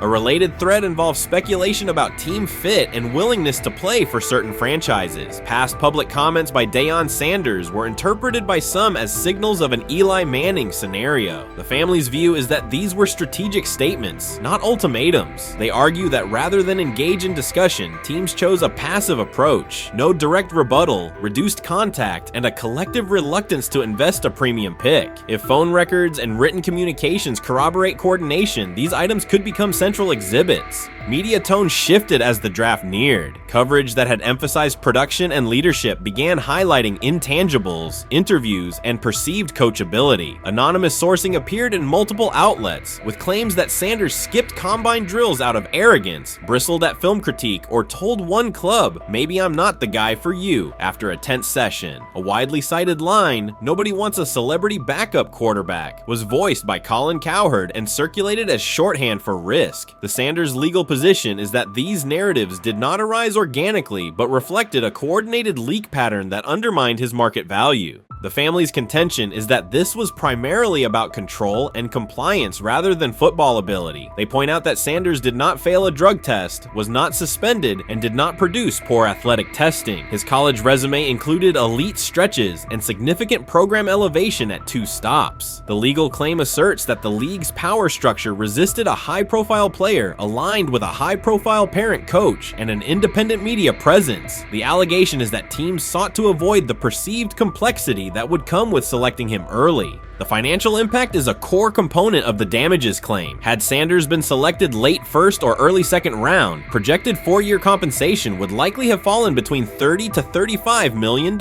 with immediate access to higher tier endorsement opportunities and the brand leverage that accompanies a franchise quarterback designation. As a 5th round pick, the initial contract value is a fraction of that total, and associated off-field opportunities are typically narrower. The suit reportedly seeks not only lost salary, but also the broader economic value linked to draft position, sponsorships, licensing, and the visibility that accelerates an early career trajectory. The filing's scope, as described by sources close to the family, extends beyond the league office. It may involve media outlets, scouting firms, and specific executives if discovery shows coordination or materially false statements that affected value. The argument is that the draft slide harmed not only Shedeur, but also the broader Sanders brand, affecting perceptions of Deion Sanders as a recruiter, coach, and public figure. The family's view is that narrative construction around brand risk and celebrity backup produced a measurable economic and reputational loss. If a court authorizes discovery, the process would likely compel emails, internal draft notes, and message archives from teams and third-party intermediaries. Subpoenas could be served on media organizations for sourcing records related to anonymous quotes. That level of transparency would be unusual and could reveal how information flows during pre-draft periods. The legal theory moves beyond a single player's evaluation to the draft's integrity, whether owners or executives acted in concert to reduce a prospect's value for reasons unrelated to football performance. The league has not publicly addressed these specific allegations. Background comments from executives characterize the claims as overreach. The family's camp maintains they have documentation sufficient to proceed. The comparison points referenced by observers include Deflategate, Spygate, and the Colin Kaepernick grievance, not because the facts are the same, but because of the potential scope, policies, practices, and the balance of power between the league and individuals challenging its processes. Another dimension of the dispute involves how the NFL perceives Deion Sanders, Coach Prime, and the autonomy he promotes. He built a large media footprint around his programs at Jackson State and Colorado, elevated his players' profiles, and spoke openly about fit and leverage. The family contends that this visibility, combined with statements about preferred destinations, triggered resistance. The complaint frames the response as a preference for compliance and predictability over independent branding and public negotiation. The suit also addresses the pre-draft decisions that critics point to, skipping the Senior Bowl, declining full workouts at the NFL Scouting Combine, and candid interviews about team fits. The family characterizes these as strategic choices commonly made by top prospects, not evidence of entitlement. Their view is that similar decisions by other players did not produce the same narrative because those players fit more comfortably within league expectations. The risk calculus is clear. Bringing a suit of this magnitude invites professional consequences. The family acknowledges that some within the league may react negatively. Their position is that the principle at stake, transparent and fair valuation, warrants the risk. The message they intend to send is that manufactured narratives and coordinated devaluation should face scrutiny, particularly when they affect earnings, opportunity, and reputation. If the case advances, several outcomes are possible. The court could find insufficient evidence of coordination, limiting the scope to individual judgments protected as opinion. It could also find enough to proceed to broader discovery, which would have implications beyond one player, including potential changes to how teams document evaluations and how media handle anonymous sourcing close to the draft. Agents might push for reforms, including clearer guardrails around leaks and standardized prospect communication records. For now, Sanders is working within the Browns structure. He has avoided public escalation beyond confirming focus on preparation and development. The lawsuit is a separate track managed by counsel. This dual approach, professional routine on the field and legal action off it, reflects the family's strategy. They intend to contest the process they believe harmed him while meeting club expectations day to day. The core allegations remain consistent across their statements. A talented quarterback saw his draft value suppressed by coordinated behavior tied to branding concerns and public positioning rather than football merit. Media narratives amplified that shift, and the result was a substantial, quantifiable loss. The remedy sought includes compensation and a measure of accountability that could deter similar conduct. Whether the claims are ultimately proven will depend on documentation and testimony. If emails, texts, and call logs substantiate coordination, the impact could be significant, prompting policy review around pre-draft communications and media engagement. If not, the case may narrow to disputes over opinion, perception, and the gray areas of scouting. Either way, the filing signals a willingness to confront entrenched practices and to test in court how far the process extends beyond film and interviews. This situation has moved from speculation to litigation. It addresses control, image, and power in a system that influences careers and compensation. It also underscores how public narratives can shape market outcomes. Sanders' path now has 2 tracks, earning opportunities on the field in Cleveland and seeking redress off the field for what the family views as an avoidable and orchestrated loss. The questions at stake are larger than one draft slot. They touch on how the league values independence, how information is weaponized, and what recourse exists when a player believes the evaluation moved from football to optics. The answers will emerge through practice reps and, potentially, through discovery and a courtroom record. Shedeur got on the field.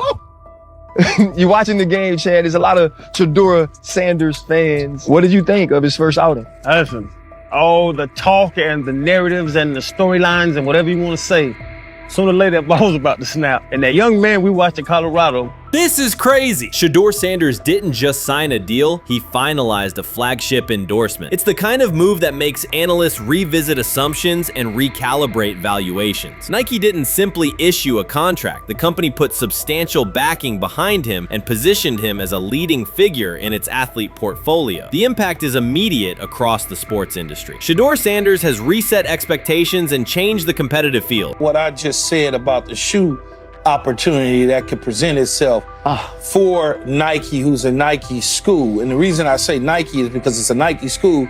They don't want another brand with the kid wearing them on field, but they get him head to toe.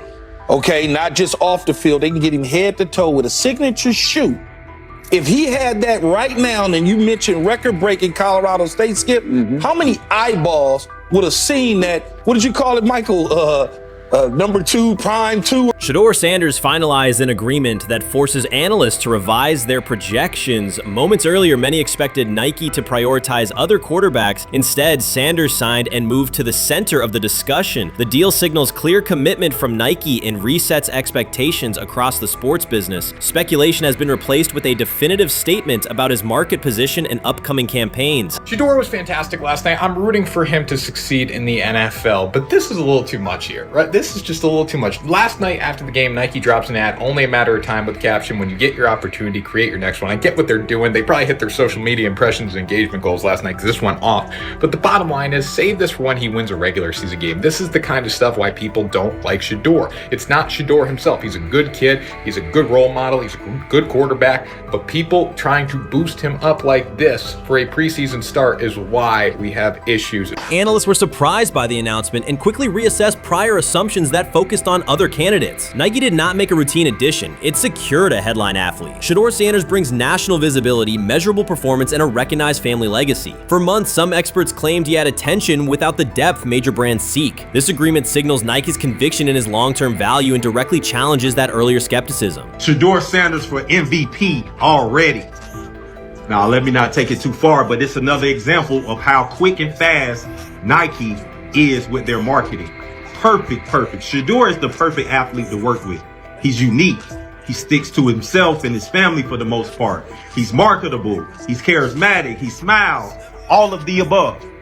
And Nike is so quick with the timing. They say only a matter of time. Nike reached a different conclusion. The company made a clear commitment, and the commentary that dismissed the possibility is now being revised. The announcement is not the beginning of the story. It is the outcome of a trajectory that has been building for some time. Shedeur Sanders' rise has been unconventional and decisive. He drew sustained attention even when many claimed not to be watching. More than a position on the depth chart, he delivered presence, audience growth, and momentum. In this case, market impact and leadership qualities carried as much weight as traditional metrics, and Nike acted on that assessment. Did y'all see about like the business side of it, like his contract? Like he gets a percentage of every one of his jersey sales. Oh yeah. So they wanted to like basically shadow ban him and his stock pick, because the more famous he is and the more they sell, they owe him more money. I probably believe it. Probably something like that. He has apparently a super unique NFL contract. Damn, that's interesting. I would love to see that. I gotta do some more research, but and that Browns fan base, bro, they have been through some shit. They are happy for everything to come that way. So well, everybody buying them jerseys. And did y'all see the price of tickets for that preseason game after he announced that he was gonna be the starter? Crazy. Bro, that shit went from $12 to $150. At Colorado, Shedeur Sanders generated consistent national attention through performance, media presence, and high visibility moments that elevated the program's profile. That positioning aligns with what Nike seeks, not only athletes, but figures who influence culture and drive conversation. The brand signs leaders who can shape markets, athletes whose impact shows up in audience growth, engagement, and partner interest, not just in weekly box scores. Many evaluations missed this broader picture by focusing narrowly on passer ratings and comparisons that failed to capture Sanders' reach and commercial pool. Nike's history reinforces the approach. Michael Jordan became a global identity, LeBron James matured into a generational centerpiece from day one, and Serena Williams reshaped both competitive standards and style narratives. The decision to back Shedeur Sanders fits within that framework, a calculated investment in a quarterback with crossover appeal, measurable momentum, and a recognizable lineage. It signals that Nike views his value as extending beyond on-field results to sustain brand relevance and long-term market impact. Hey, bro. Can we keep it a bean, dog? He shouldn't have been no 5th round pick, dog. He should not have been a 5th round pick. Now, he plays on the Browns. I'm a Steelers fan, so, like, him doing well, it's like, do I really want to see him? Not really. I'm rooting for the brother, though. I'm rooting for him. Probably one Cleveland Brown player I root for. But 14 of 23, 138 passing yards, 2 TDs. He missed a couple throws here and there. I was like, damn, Shedeur, really? You missed that? You missed that throw? Was it early? Many analysts argue yes. That view reflects an older assumption that endorsement value tracks narrowly with box score output. In 2025, brand decisions weigh audience reach, reliability of attention, and cultural relevance alongside performance. Shedeur Sanders doesn't only produce plays, he generates sustained visibility across platforms and demographics. Nike prioritizes athletes who can maintain conversation even between games. Sanders delivers consistent engagement, repeatable storylines, and measurable spikes in impressions when he appears, factors that translate directly into marketing efficiency. This is less about highlight reels alone and more about dependable distribution, an athlete who moves awareness, traffic, and product sell-through. Recent commentary suggested the NIL market was cooling and that brands would tighten spend. This announcement points the other way. A flagship commitment from Nike undercuts the caution-first narrative and affirms that attention with durability still commands premium terms. Whether audiences tune in to support him or to critique him, the net effect is the same: predictable viewership that reduces campaign risk. The implications extend beyond one signing. This elevates expectations for top college athletes and shifts negotiations toward quantifiable reach, conversion, and content output. Where the question once centered on whether emerging stars could secure 6- or 7-figure packages, the discussion now moves to structure, multi-year horizons, equity or revenue components, creative control, and integrated media plans. Brands will benchmark against Sanders' deal, and athletes will price to the standard it sets. The clause is called prime equity. This clause gives Sanders a percentage of revenue generated from merchandise, sponsorships, and promotions linked to his name and likeness. Then they got NIL in the NFL. Oh yeah, that's why people ain't fucking with him. That's what they said. It wasn't that his character was stupid. They was trying He's too smart. Yeah, that's why he got picked so far back, because apparently his agents wanted this clause in the contract. That's interesting. I didn't know that. I didn't either. Shedeur Sanders' agreement establishes a new benchmark for athlete marketing. It confirms that brands will invest at scale when a player demonstrates influence beyond performance, being able to sustain attention, shape narratives, and move product across platform. For the NIL market, the standard shifts from pure statistics to a broader profile, audience reliability, cultural relevance, and content output that can anchor campaigns. There is also an NFL draft dimension. Visibility and expectations intensify when a prospect carries both a high-profile surname and a flagship brand relationship. As Deion Sanders' son and now a leading Nike partner, every snap will be evaluated as a proof point. Strong stretches will be read as validation of the investment. Mistakes will draw outsized scrutiny. The spotlight becomes a constant variable in his development. This deal reflects a family strategy as much as an individual one. Deion Sanders understands sports branding and has built a repeatable playbook around it. Nike did more than sign a quarterback. It aligned with a multi-generational educational platform that consistently commands attention. Analysts who framed this as a single athlete decision missed the leverage of the broader enterprise. The Sanders name functions like an established asset, recognizable, durable, and connected to a large, engaged audience. Nike's bet is not only on Shedeur's on-field trajectory, but on the continuity of a legacy brand that spans eras. The value proposition is clear: storyline, lineage, and long-term market impact, with on-field results serving as an accelerant rather than the sole driver. I think Shedeur can play. I thought he was the best quarterback in college football a year ago. Okay, he was supposed to be the #1 pick 6 months before the draft. It paid 1-to-1, from an odds standpoint. But Will, and I know how. I already know how this is going to go. I already know how this is going to be received by a lot of people, because I'm going to be labeled a hater or even worse. What comes next is expansion. This agreement is not only a payout, it is a platform. The core question is no longer whether Shedeur Sanders will succeed, but how far his brand can scale before he takes an NFL snap.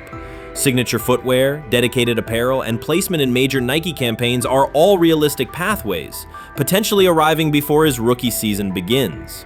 That scope is why the announcement is drawing sustained attention. The reaction also reflects an admitted miss by many observers. They undervalued the shift toward athletes who can carry conversation and commerce between games. Nike anticipated that change and moved early. The immediate task is to assess the broader impact on college athletics, the NIL market, and competing brands that now have to reprice and reposition. In practical terms, this deal sets new expectations for structure and visibility. It ties Sanders to a global distribution engine and makes each appearance a measurable marketing event. The narrative is straightforward. Nike identified durable attention, aligned with it, and formalized the bet. The market will adjust to the standard this creates. Grab hold of the starting job. Yes, but I don't think we're going to know which one until we get deep into August. Now, I think, we tracked the reps everybody was getting at practice throughout the OTAs and minicamp. But when you talk to people there, they just want to make sure everybody got what they needed. And that, Kenny Pickett, we can find out if he has the goods to be the starter. Joe Flacco, they back him off a little bit. He's 40. He may not need as much. The rookies, Shedeur Sanders and Dillon Gabriel, what do they need to learn to make the transition from the college game to the pro game? That's what the spring was about for the Browns quarterbacks. Now, Shedeur Sanders has moved from social media celebrity to on-field standout, and ESPN now lists him among its first-team candidates. Reactions are split. Some fans are impressed while others are skeptical. Whether this reflects Deion Sanders' long-term strategy or simply Shedeur's rapid development, the story is drawing widespread attention. Here's a look at what led to this moment. They never planned on taking him. The problem is, like Ocho Cinco said, you got somebody that has endeared himself to the locker room. And guess what? The difference between him and Tim Tebow, the biggest one, is he can play. He can throw the ball. Tim Tebow running around being an H-back. He can throw the ball. And he's done everything he needs to do. He ain't saying nothing. He ain't rocking the boat. He ain't mad about the reps. He ain't mad about none of that. All the people out there want to see is this, like Tyver said earlier. We want to see what he can do with Jerry Jeudy. Online reactions are sharply divided. Some fans strongly support Sanders, while others argue he is overrated. Traditional analysts cite statistics and claim his recognition comes mainly from his father's name. Sanders supporters are actively celebrating his rise and already predicting a future NFL career. Sports media outlets have made his candidacy a central topic of debate. The discussion now extends beyond statistics and victories to include his marketability, public image, and on-field presence. Sorry, is Shedeur Sanders going to get a chance to win this job? Do you believe he gets a legit shot to win this job? Listen, I think, first of all, the action's going to really start in training camp. Like, forget all the OTA stuff. You don't win a job in OTA. The real action starts in training camp. And just like Shedeur said, during the mini camp, when it's time to take your reps, you got to make the most of it. Because I think early on, there's going to be a lot. Remember, Joe Flacco didn't hardly practice in OTAs and mini camps because they were giving the young guys. Right. So when he gets his opportunity, he's going to have to make the most of it. Analysts are closely reviewing game footage to evaluate Sanders' decisions and mechanics, while others examine his social media activity to see how he balances content creation with quarterback duty. Shedeur Sanders' placement on ESPN's early first-team list has taken over the college football conversation. Supporters circulate his highlights and argue that his on-field production and leadership justify the honor. Skeptics claim the recognition relies too heavily on on his family name and question whether his resume is strong enough for first-team status. Analysts are rewatching game footage to assess his reads, accuracy, and pocket presence, while others examine how he balances a high-profile social media presence with quarterback responsibilities. The debate has pushed other storylines, such as conference realignment and NIL issues, into the background, leaving fans and commentators focused on Sanders' performance, marketability, and overall impact on the sport. I'll keep saying it. I believe Shedeur Sanders should play more games than any other quarterback on this roster this year, because he's the only guy that I look at and say they might have something here. Because I'm telling you right now, they left night one of the draft saying we are taking our quarterback next year. So it's on Shedeur or Dylan or Kenny, probably not Joe, to change their mind. To change their mind. But you got to find out. You gotta find out. Opinions differ on whether Sanders is benefiting from his family name or simply showing real progress, but the attention is undeniable. Social media is flooded with edited images elevating him to legendary status. Critics argue the first-team nod is driven by hype and marketability, while supporters point to his flashes of strong arm talent, field vision, and decision-making. Regardless of motive, the announcement has dominated the football news cycle and intensified debate over how much of his rise is performance-based versus media-driven. Highlight reels rarely show Sanders' turnovers, late-game mistakes, or inconsistent stretches. Being named to a first-team watch list suggests sustained dominance, something Sanders has displayed only in flashes. His selection appears driven as much by brand recognition and media appeal as by performance. ESPN's decision has intensified debate. Data-driven critics post statistics that question his resume, while passionate supporters predict awards and future NFL success. Commentators recall a time when first-team consideration required years of proven excellence. Yet many fans already see the announcement as confirmation that Sanders is on track for major college football honors. Shedeur Sanders has earned first-team reps when training camp commences later in July. I'm not saying like he's the first guy up when you do 11 on 11s day 1, 2, 3, 4, 5 at training camp. I'm not necessarily saying that, but he's the one quarterback that we didn't get a chance to see take reps with the ones. But I think Shedeur has a chance to like make this conversation interesting if he gets those reps with the ones and he has the same success that he did with the 2s, the 3s, and the 4s. I have confidence he can show you something, but I got to see it. We all got to see it before we can actually judge that. Some believe Deion Sanders is already preparing for an award ceremony, while others are furious, threatening to protest ESPN's credibility over Shedeur's first-team mention. Critics argue that honoring Sanders without a full season of elite play undermines college football standards. Supporters insist his performance and profile justify the recognition. The debate reflects a broader clash between traditional merit-based evaluation and modern brand-driven visibility. In today's landscape, first-team consideration is no longer only about statistics. It also involves marketability and audience engagement. Whether welcomed or rejected, Sanders commands attention and embodies the sport's shift toward both performance and personal brand. You made an interesting point. So I tend to have the drip, drip, drip. This was my Johnny Manziel theory, is that everybody makes mistakes, especially when you're young. But if I see 2, 3, 4, 5, then you've got a plumbing issue. It's not just you didn't close the faucet. So there's about 6 pieces of video in college where Shedeur was a little bit of a brat, whatever. Then there's the legendary cringy draft room. Didn't love that as a B prospect. Then there's back-to-back speeding tickets, both over 90, and a missed arraignment. The NFL is navigating unexpected headlines after a former Browns coach publicly defended Shedeur Sanders in response to reports of multiple speeding tickets. The coach's statement has sparked extensive online debate. Supporters welcome the show of loyalty, while critics question the motive. Sanders now finds himself at the center of an unforeseen controversy, and observers want to know why a Cleveland coach is standing so firmly in his corner. The story is developing rapidly and continues to draw intense attention. When it came out that he got a speeding ticket, I said it's not really that big a deal. I feel very differently about it now. Over 40 miles an hour over the speed limit, less than 2 weeks after you just got a ticket. I don't know if that's entitlement or immaturity. There's got to be some teams that are feeling very good right now that they didn't draft him. Observers are focusing on Shedeur Sanders' recent speeding ticket, treating the violation as a measure of his character and sidelining his athletic, academic, and philanthropic accomplishments. The incident, driving 15 miles per hour over the limit in a borrowed Lamborghini, has drawn sharp criticism. In response, a former Cleveland Browns coach has taken the opportunity to comment, even though the franchise is widely viewed as unstable due to its frequent coaching changes and limited on-field success. By defending Sanders, he presents himself as an authority on discipline and leadership. The statement, coming from an organization seldom praised for stability, has nonetheless attracted considerable attention across the league. You want to defend him a little bit. I thought this was an interesting take. Yeah, I thought it was really interesting that you said you were out because of the speeding tickets. To me, that's such a minor thing. You were so high on him in terms of his completion percentage in OTAs, and I thought that was a little aggressive on your part. But with the speeding tickets, I got a speeding ticket the first night of the draft, my first year there. I thought maybe I'd get the benefit of the doubt, but they gave it to me anyways.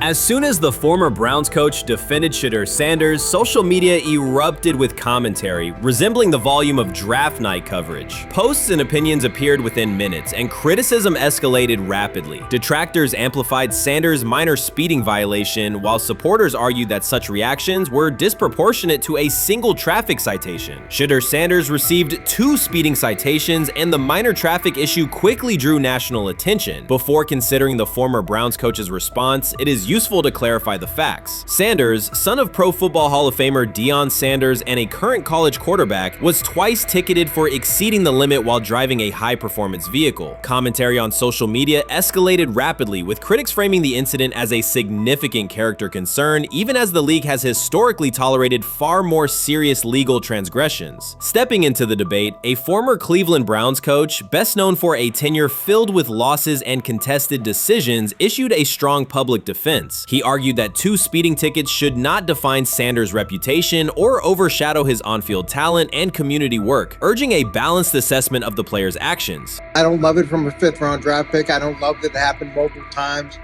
but I do think that this is the first time he's been away from his dad, and there's gonna be some growing pains now.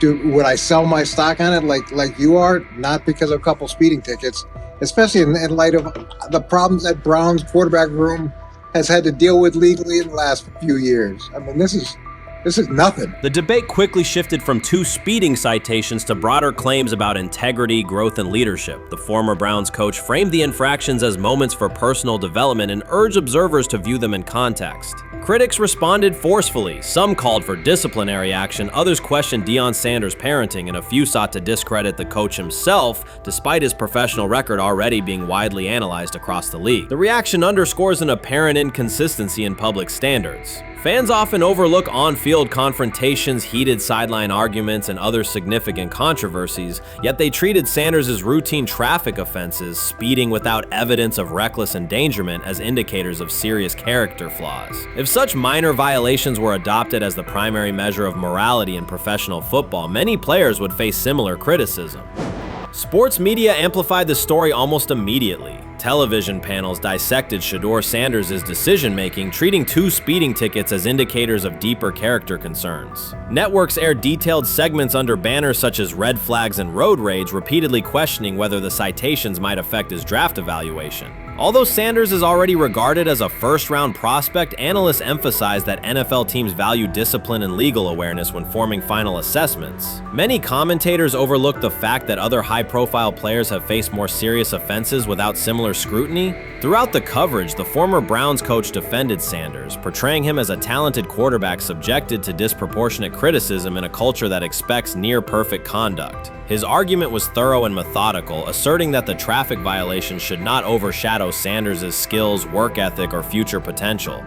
Commentators point out that the coach's intervention was not entirely selfless. He recognized the publicity potential. One day he was an overlooked figure from a struggling Browns era, the next he was a trending name across sports media. The discussion quickly expanded beyond Sanders' speeding citations to questions of image management and narrative control. Critics demanded disciplinary measures, public apologies, team sanctions, and formal statements, yet their objections seemed directed less at the traffic infractions themselves and more at Sanders' high profile, confidence, and resistance to tradition traditional expectations. In practical terms, Sanders' brand remains intact. The coach secures renewed relevance, and the episode supplies another headline in the ongoing story of modern football. The next time Sanders is seen in a high-performance car, the debate will likely reignite, focused not on speed limits, but on the broader culture of the league. Meanwhile, new voices continue to join the conversation. Broadcaster Colin Cowherd has already weighed in, offering his own reassessment of the incident and its broader implications. Breaking news, Shedeur Sanders last night was pulled over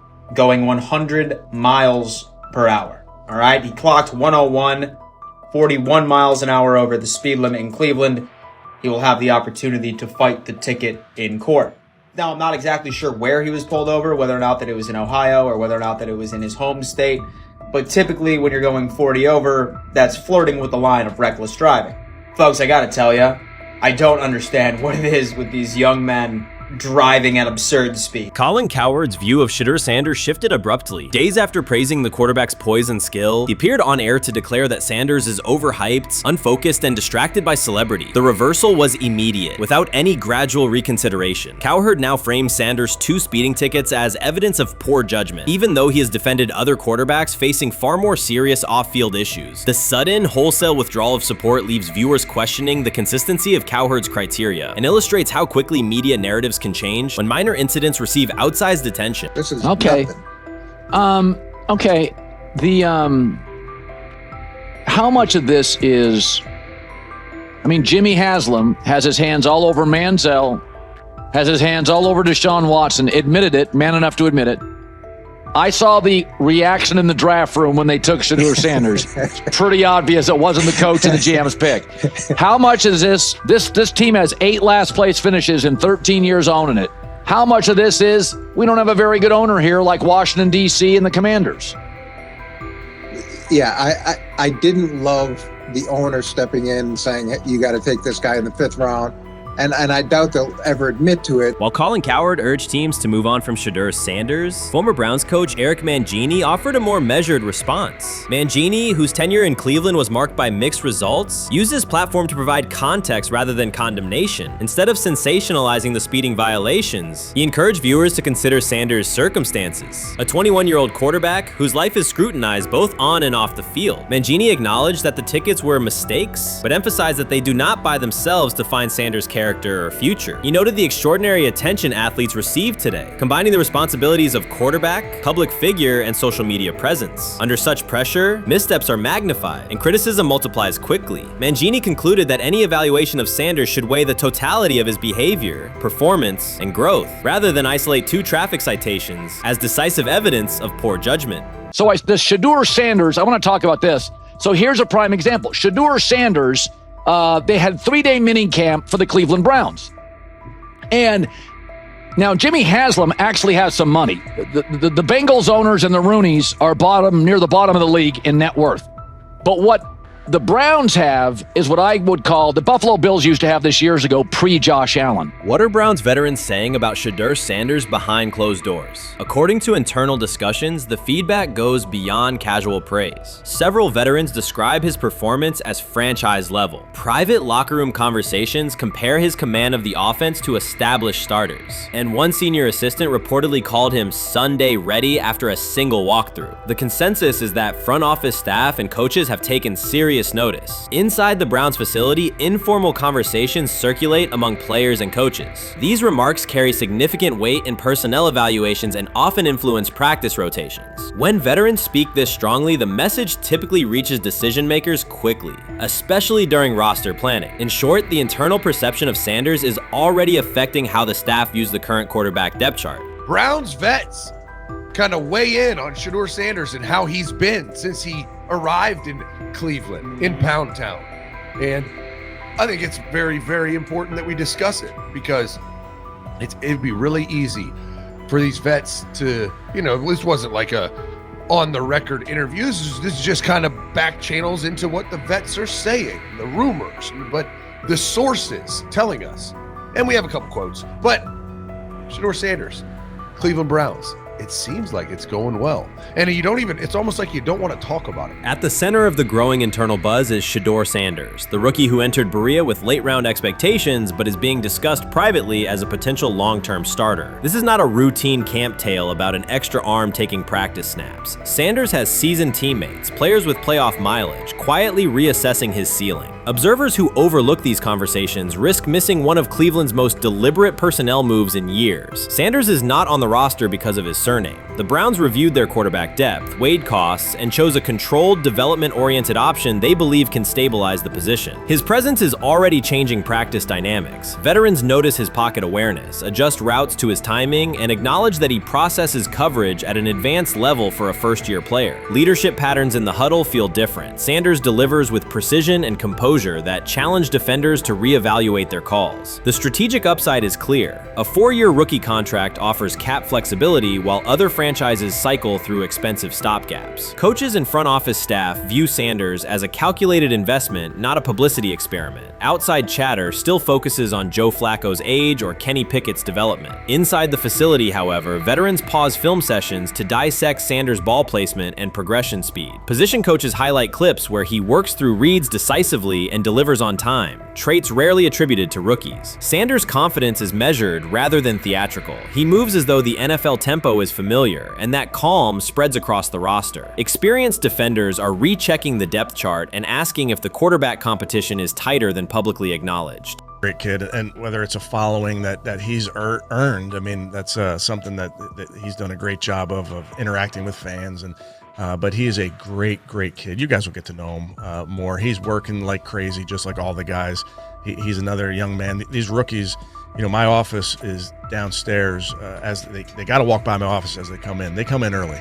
And Shedeur, just like all those guys, he's in there early. He's getting his work done. He has not yet secured the starting job. Evaluations so far come only from brief practice periods, no comeback drives, no national headlines, just steady execution in shorts and helmets. In a league that celebrates splashy debuts, Shedeur Sanders is earning trust rep by rep. Veterans typically withhold judgment until late in camp, yet several are already studying his footwork and timing, which suggests genuine respect. Inside the building, coaches sense that the Browns may have finally found a stabilizing presence at quarterback. Cleveland's recent history underscores why this matters. The team has started 9 quarterbacks over the past 2 seasons, an indicator of instability rather than depth. Sanders arrives with composure, arm strength, and a well-known surname, so any sign of readiness is magnified. Financial context also plays a role. The Browns are allocating a significant portion of the salary cap to Deshaun Watson, whose performance has not matched that investment. To manage costs, the front office signed 4 additional quarterbacks on low-impact contracts. Together, they account for far less than Watson's annual cap figure. If Sanders continues on his current trajectory, that structure could give Cleveland both competitive clarity and much-needed financial flexibility. He's the only person who's come out and say, hey, man, this dude look kind of good, man. Let me tell you what I heard. A lot of people reaching out to players in the locker room and stuff. To me, I think this is it's a red herring. Like, I'm supposed to suspend myself to disbelief that he was going to look bad. I've never expected him to look bad to start with. The 5th round quarterback stuff, that's involving perceptions, pre-draft analysis, and other teams. Cleveland's veterans have endured every kind of quarterback turmoil, poor reads, major injuries, shaken confidence, and sideline disputes. When a young quarterback like Shedeur Sanders steps in and appears composed rather than overwhelmed, people notice. The attention comes not just from coaches and reporters, but from the linemen and defensive leaders who have watched previous backups struggle. They are not exchanging doubts, they are sharing nods of approval. Sanders demonstrates instinctive pocket awareness, reliable accuracy, and steady poise, qualities that quickly circulate through team conversations. After years of instability under center, the Browns need someone who can remain calm and effective deep into the season. Although expectations have fallen over time, genuine interest is growing. Praise is coming from teammates who rarely commend anyone unless his performance demands it. Urban Meyer's roster history underscores the absurdity. Meyer coached Aaron Hernandez, whose off-field crimes are well documented, along with other players entangled in assaults, academic misconduct, and more. Yet Feinbaum singled out Newton, a national champion, Heisman Trophy winner, and NFL MVP as the worst. This selective condemnation is not new. When Deion Sanders recently suggested implementing an NIL salary cap to restore competitive balance, Feinbaum dismissed the proposal and called Sanders a hypocrite rather than engage with the substance. The pattern repeats. Feinbaum routinely targets Cam Newton, Deion Sanders, Jameis Winston, Lamar Jackson, outspoken black athletes and coaches, while extending grace to figures such as Nick Saban, Kirby Smart, Dabo Swinney, or Tim Tebow under similar circumstances. Newton is no longer content to remain silent while others distort his story. In response, he laid out an accurate chronology, highlighting facts the commentary networks rarely repeat. One long-standing myth is that Newton was expelled from the University of Florida. He was not. Tim Tebow held the starting job unchallenged, and Meyer had no intention of displacing his star. Like thousands of athletes each year, Newton transferred to find a place where he could play. The move was strategic, not disciplinary. He is with 3-2-2-5-3-17 to transfer to and Moorbeck. Meyer was. Critics habitually resurrect the 2008 laptop incident to tarnish Newton's entire career. Newton has acknowledged the mistake, but its relevance is overstated. The incident did not prompt his transfer, nor did it derail his trajectory. After leaving Florida, Newton enrolled at Blinn College, a Texas JUCO powerhouse, and led the Buccaneers to a national championship while posting dominant statistics. That performance earned him the opportunity to transfer to Auburn. At Auburn, Newton produced one of the most extraordinary single seasons in collegiate history. More than 4,000 yards of total offense, 50 combined touchdowns, an SEC title, a national championship, and the Heisman Trophy. Achievement compressed into a single year under intense scrutiny. Even that landmark season is recast by Feinbaum as a cautionary tale. He claims Newton ignored head coach Gene Chizik by diving for a goal line touchdown when told to kneel, jeopardizing the game. In reality, Newton explained that the decision was a collective adjustment made in the huddle after reading the defense. While Auburn still held timeouts, the Tigers maintained control and secured the championship. Portraying that moment as reckless serves to recast Newton's success as selfishness rather than leadership. Feinbaum's approach to Sanders reflects the same dynamic. When Sanders urged a structured NIL ceiling to protect athletes and stabilize rosters, Feinbaum immediately labeled him hypocritical. Yet when Saban or Swinney voice identical concerns, Feinbaum frames them as thoughtful guardians of the sport. The inconsistency reveals that the determining factor is not the argument but the identity of the speaker. Unapologetic black leaders who control their narratives, challenge entrenched hierarchies, and Feinbaum's commentary often functions as a check on that influence. Newton countered Feinbaum's latest attack with a concise statement. "You're lying, Paul. Please stop." Behind those words lay a broader indictment of the media machinery that weaponizes half-truths. By calling Newton the worst player Meyer coached, Feinbaum was seeding doubt among fans, front office evaluators, and future historians. Newton, now an established media presence and entrepreneur, no longer depends on traditional outlets to correct the record. He reminded audiences of three essential truths. He departed Florida on his own terms, he led Auburn with support from coaches and teammates, and he captured every major accolade available in college and professional football without conforming to prescribed expectations. An unspoken rule lingers in American sports discourse. Black athletes may excel, but must do so quietly, gratefully, and without highlighting systemic inequities. Newton broke that expectation early by celebrating with unreserved joy, answering questions candidly, and refusing to minimize his personality. For some commentators, that confidence is reinterpreted as arrogance. Feinbaum's repeated attempts to undermine Newton follow a familiar script of policing behavior rather than analyzing performance. Yet, legacy rests not in a pundit soundbite, but in tangible achievements and public memory.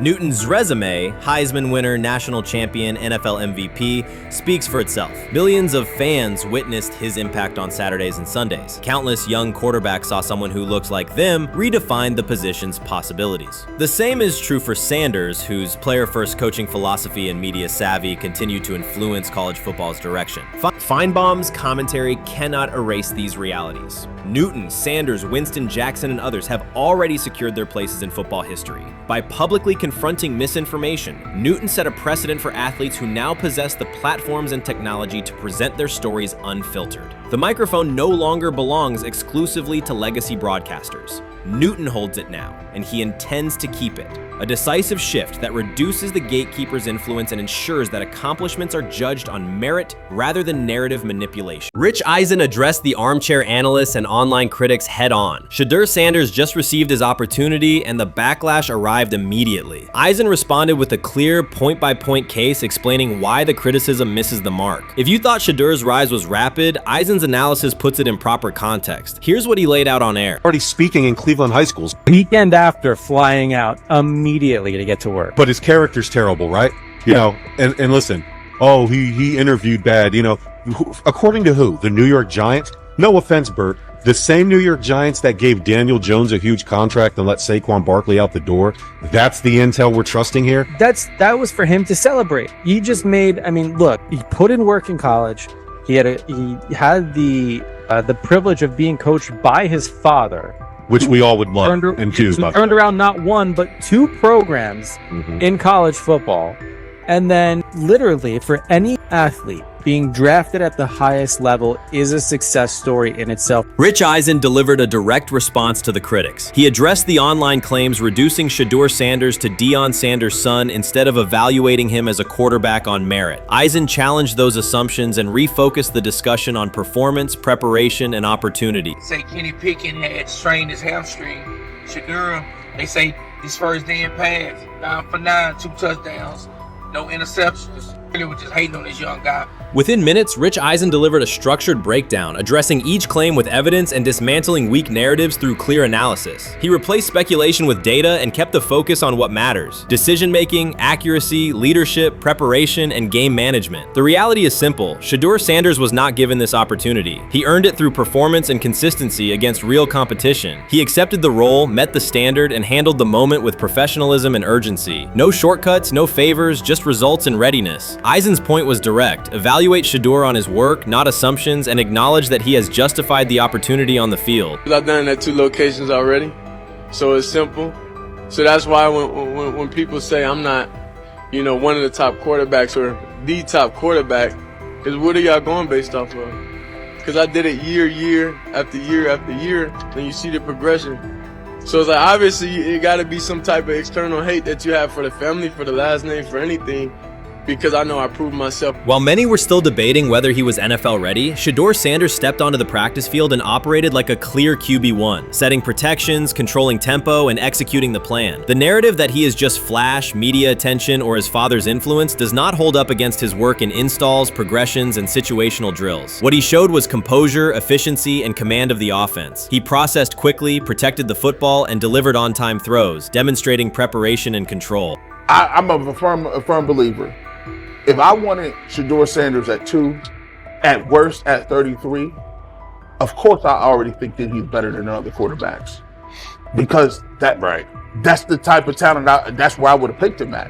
And if he was at 2 or 33, and he still had the same exact skill set, we would be talking about him starting and playing. Right. Well, there'd only be 3 quarterbacks. It'd be 3 quarterbacks, not 4. 4, yeah. But since he moved to the 5th round, that's cool. They might have to go along with it. But to me, I think if you ask who got the best tools, I'm going with Shedeur Sanders. From the first day of camp, he was not there to get by. He arrived to lead. There was no hesitation in installs, no lapses in fundamentals, just precise timing, clean footwork, and consistent velocity to every level of the field. He managed protections, controlled cadence, and delivered in situational work, showing command rather than learning on the fly. The approach was efficient and disciplined, with attention to detail and progressions and ball placement that reflected preparation, not improvisation. At the same time, Rich Eisen addressed the narrative directly and backed it with evidence. He laid out clips, context, and performance markers to cut through speculation. Eisen emphasized that Shedeur Sanders did not step into this moment because of publicity. He built toward it through sustained work, resilience, and results. The background, media readiness, high football IQ, and a professional approach was developed over years, not days, and it translated to immediate operational control of the offense. The resistance came from familiar places. Some in the traditional guard still frame mobile quarterbacks as limited and expected the nepotism label to define him. That view did not hold up against what was on the field. Composure under pressure, secure decision-making, accurate throws into tight windows, and consistent execution in red zone and 2-minute sequences. Eisen's point was clear. Evaluate Shedeur Sanders on performance and readiness. The evidence shows he earned the opportunity and is meeting the standard with accountability and consistency. Yeah, teams didn't draft him because they didn't think he was first-round talent. And I the quote we played and that's on the screen, I think is flatly wrong. We all know this shouldn't have happened. Yes, it should have. It should have happened because this wasn't. Now, again, teams can be wrong. The league as a whole can be wrong. Hell, the Baltimore Ravens drafted a 25-year-old tight end before they drafted Lamar Jackson in the same draft. The die is not cast on who Shedeur Sanders. He stated it plainly. This is not a celebrity appearance. This is a quarterback with pocket presence, leadership, and decision-making that stands on its own. You either show it or you settle into a backup role. Shedeur Sanders is not auditioning. He is establishing himself as the starter. When the opportunity arrived, whether through injury, trade, or depth chart changes, Shedeur was prepared and delivered. He did not hesitate. He executed the offense and finished drives. As others tried to catch up to what they were seeing, Rich Eisen reinforced the same message he has been repeating: evaluate the work. Camp reports have been consistently positive, but the important shift is how the performance is being received. Casual attendees who came to observe left talking about Shedeur's command and poise. Detailed observers focused on his pre-snap reads, protection checks, and audibles, highlighting the mechanics, timing, and ball placement that support efficient, controlled play. You first, when you take a look at both of these QBs, who had the most impressive start so far in the preseason? Well, to me, it was Shedeur. I didn't see any interceptions when he was out there. Did you see anything like that? I mean, don't get me wrong. I don't think Dillon Gabriel did a bad job. I was impressed with the brother, but I'm going to go with Shedeur. You know, the pressure was on him. The spotlight was on him. Stephen A. Smith didn't just call out Dillon Gabriel. He held him accountable and made him rethink his comments. The moment Dillon Gabriel spoke and went after Shedeur Sanders, it wasn't a minor slip. He crossed the line and stepped directly into Stephen A. Smith's wheelhouse. And Smith answered with a clear, direct response that left no room for misinterpretation. The comparisons were emanating from the media more so than anybody else. And that's what I think, that's exactly who I think he was directing his comments towards. Having said that, Dillon Gabriel, respectfully, it was stupid. A very dumb comment to make. First of all, let me tell you something right now. In every walk of life, far beyond the parameters of a football field. This wasn't casual sports commentary, it was a decisive critique. Dillon Gabriel's comments were taken apart by Stephen A. Smith with clear, direct points. Gabriel, a quarterback with solid stats but limited top-level achievements, chose to take a public shot at Shedeur Sanders. Shedeur, who has handled sustained media scrutiny and on-field expectations, became the target of an unnecessary criticism. Smith responded by challenging Gabriel's standing to make that claim, and by defending Sanders on the facts. The outcome was clear. Gabriel overreached, and Sanders didn't deserve the hit. Only Dan Orlovsky would sit up here in comparison to Shedeur Sanders, who did no such thing, and say, hey, thought he looked better. I got to give him the edge here. I thought it wasn't bad. A pick six and a fumble, and we can get over fumbles. Have you heard anybody say that? I know it's possible. Have you ever heard anybody say, we get over? Stephen A. Smith responded immediately. As soon as Dillon Gabriel made his comments about Shedeur Sanders, Smith delivered a clear, point-by-point critique that drew national attention across the NCAA media cycle. Dillon Gabriel has a reputation as a good quarterback, not a dominant one. He can post strong numbers against opponents like Tulsa, but his performance has been inconsistent when the stakes and competition rise to playoff level. Well, those who produce get treated differently than those who don't. What he said echoes the mentality of all of America practically, and most certainly the world, as we see things being globalized more and more every day. It was a stupid, idiotic, immature comment, because clearly you were feeling the heat because a lot of people was talking about how Shedeur should be QB. Dillon Gabriel is a capable quarterback, but not a standout. Even so, he chose to talk down to Shedeur Sanders, a quarterback who has navigated constant scrutiny and pressure and still represents the future of a program that was struggling before he arrived. The comparison was weak. The criticism was unnecessary. Stephen A. Smith recognized that and dismantled Gabriel's argument with a clear, direct response. How the Browns react to this, how the locker room reacts to this, how Shedeur reacts to this, because it was a clear shot at Shedeur. But let's say Dillon Gabriel's talking about the media. How could you be a brand new quarterback in the NFL and the first time you get behind a mic after your first game, you throw the media under the bus?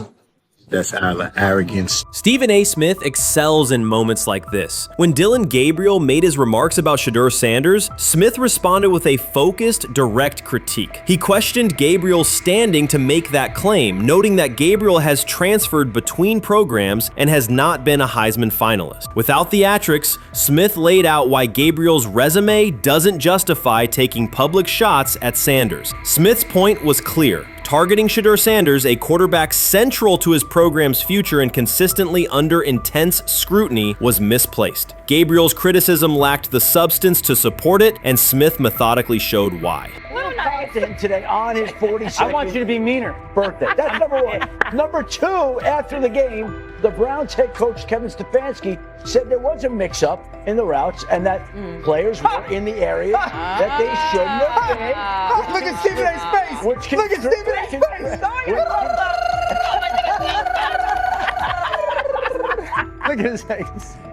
Stephen A. Oh my Lord. The strength of Stephen A. Smith's response was that he didn't just address Gabriel's remarks. He challenged the image around him. Dillon Gabriel often presents himself as an overlooked contender ready to surprise. But the reality is that his profile hasn't commanded broad attention. It's a clear reminder that not every opinion carries equal weight. In defending Shedeur Sanders, Stephen A. was direct and precise. Shedeur isn't just a quarterback. He is Deion Sanders' son, which subjects him to scrutiny far beyond anything Gabriel has faced. Even under that pressure, Shedeur has maintained his composure, shown confidence, and delivered in key moments that helped revive a program many had written off. Stupidity, all of it. I thought it was a clear shot at Shedeur due to the fact that his Oregon coach threw a shot at Coach Prime and Shedeur during their meeting at Colorado last year. But you know what? The cream rises to the top. Let's see what happens this week. I see a lot of the media talking about they think it was about the media and not about Shedeur. And I think that's a chess move. For Dillon Gabriel to take shots at Shedeur Sanders was a miscalculation. Stephen A. Smith made the mismatch clear. Gabriel's attempt to shame Sanders was unnecessary and counterproductive. You don't target Deion Sanders' son when Deion has turned Colorado into primetime television. It underscored that Dillon Gabriel has often played with a chip on his shoulder because the spotlight hasn't followed him. He has been around long enough to compile numbers but not to earn broad respect. That's why going after Shedeur was misguided. Sanders, despite ups and downs, drives headlines. Gabriel's most notable headlines have been his transfers. Stephen A. Smith pressed that point without hesitation, challenging Gabriel's standing and leaving his argument looking like a forced throw that turns into a pick six. You know what? Still needs to thank me a little bit more for that restaurant I treated him and his family to because it was big time and stopped embarrassing me by going places and trying to use coupons. That's how pathetic he is. The point is that a pick six and a fumble is usually considered a bad day. Stephen A. Smith didn't need to raise his voice to make the point. He presented Dillon Gabriel as a player whose talk outpaces his resume and defended Shedeur Sanders with clear comparisons. That's why he called Gabriel out so directly. The comparison wasn't just unfair, it was forced. Now look at Gabriel's record. The numbers are solid and he can win against average defenses, but the resume lacks defining markers. There's no sustained Heisman contention, no late season surge that reshaped the national picture, and no postseason moment that cements a legacy. The track record reflects steady production, not top-tier impact. That's the gap Smith underscored. Gabriel's criticism of Shedeur Sanders wasn't supported by what he has accomplished, while Sanders continues to carry a program under constant scrutiny. Let's see some of them step up and make some plays out there. Ain't no way. Gabriel Ain't no way. He's not built like that. No way. And this one is picked off and going back the other way. Oh my God, why did he stop playing? Now it's a foot race. And that is that. They told me bust out my AP, perfect timing. H-time, we about to get legendary. Shedeur start the next game, baby. Shout out Dillon though, you know what I'm saying? Bro, I love you, my heart. What am I bigger than cheese, bro? You know what I'm saying? But Shedeur got it. Shedeur Sanders is a national brand who draws viewers for both performance and result. Dillon Gabriel's attempt to diminish him read as resentment. And Stephen A. Smith called out the insecurity and lack of awareness directly. Colorado under Deion Sanders is prime time and Shedeur sits at the center of that spotlight. If Gabriel expected the sports world to agree while he took a shot at Shedeur, he misread the moment. Smith dismantled the argument and questioned the credibility behind it. Gabriel will move on. on. He'll keep playing, give interviews, and have fans, but this exchange will trail his media profile as a reminder of a misstep. It's a clear example of a resume that doesn't justify taking public aim at a quarterback carrying that level of scrutiny and responsibility. For the Cleveland Browns preseason game today is that the way that some white folks watched Shedeur Sanders last week is the way that some black folks were watching Dillon Gabriel today. And it's not Dillon Gabriel for Dillon Gabriel's sake. Most folks don't have a problem with Dillon Gabriel. It's what he represents, which is the disrespect of a black person for no other apparent reason than they are a confident black person. Dillon Gabriel thought he was aiming up. Instead, he was placed back among quarterbacks who are good but not great. Stephen A. Smith made the central point. Dillon Gabriel doesn't shape the conversation. Sports are about narrative as much as numbers, and Gabriel's story doesn't move the culture, while Shedeur Sanders does. Smith highlighted that contrast clearly. By the end, Gabriel's credibility had taken a measurable hit. The critique was decisive and sent a broader message to any player considering public shots at Shedeur Sanders. If you step into that debate, you will be held to a higher standard and your resume will be tested. Dillon Gabriel learned that the hard way. When he led college football in completion percentage and he threw almost 40 touchdowns for over 4,000 yards, how tall was he? Because they make it seem like he shrunk all of a sudden, RC. Oh, how lively was his arm? Because all I know is somebody did that. Somebody threw for over 4,000 yards, somebody threw for almost 40 touchdowns, and somebody led college football in completion percentage. Now, I'm trying to figure out, what I try to figure out all the time, Mel, is how a guy that hadn't played football in almost 5 months. Shannon Sharpe has publicly defended Shedeur Sanders and criticized those questioning him. Sanders has earned higher recognition and some fans are responding negatively. Although there's debate about whether he belongs on a second team list, Sharpe maintains that Sanders' career is clearly ascending. Reactions on social media are mixed. Some users are angry, others are surprised, and a few say they anticipated this result. The conversation remains active. When reports confirmed that Shedeur Sanders had been elevated from second team to near top tier status, Shannon Sharpe issued an emphatic response. He delivered a detailed rebuttal to critics, underscoring why Sanders deserved the promotion and directly challenging those who doubted the decision. I don't think that he was underprepared during these meetings. I don't believe any of these stories that he showed up arrogant and that he was bombing his interviews. I mean, you watch the film, he's on time, he's on point.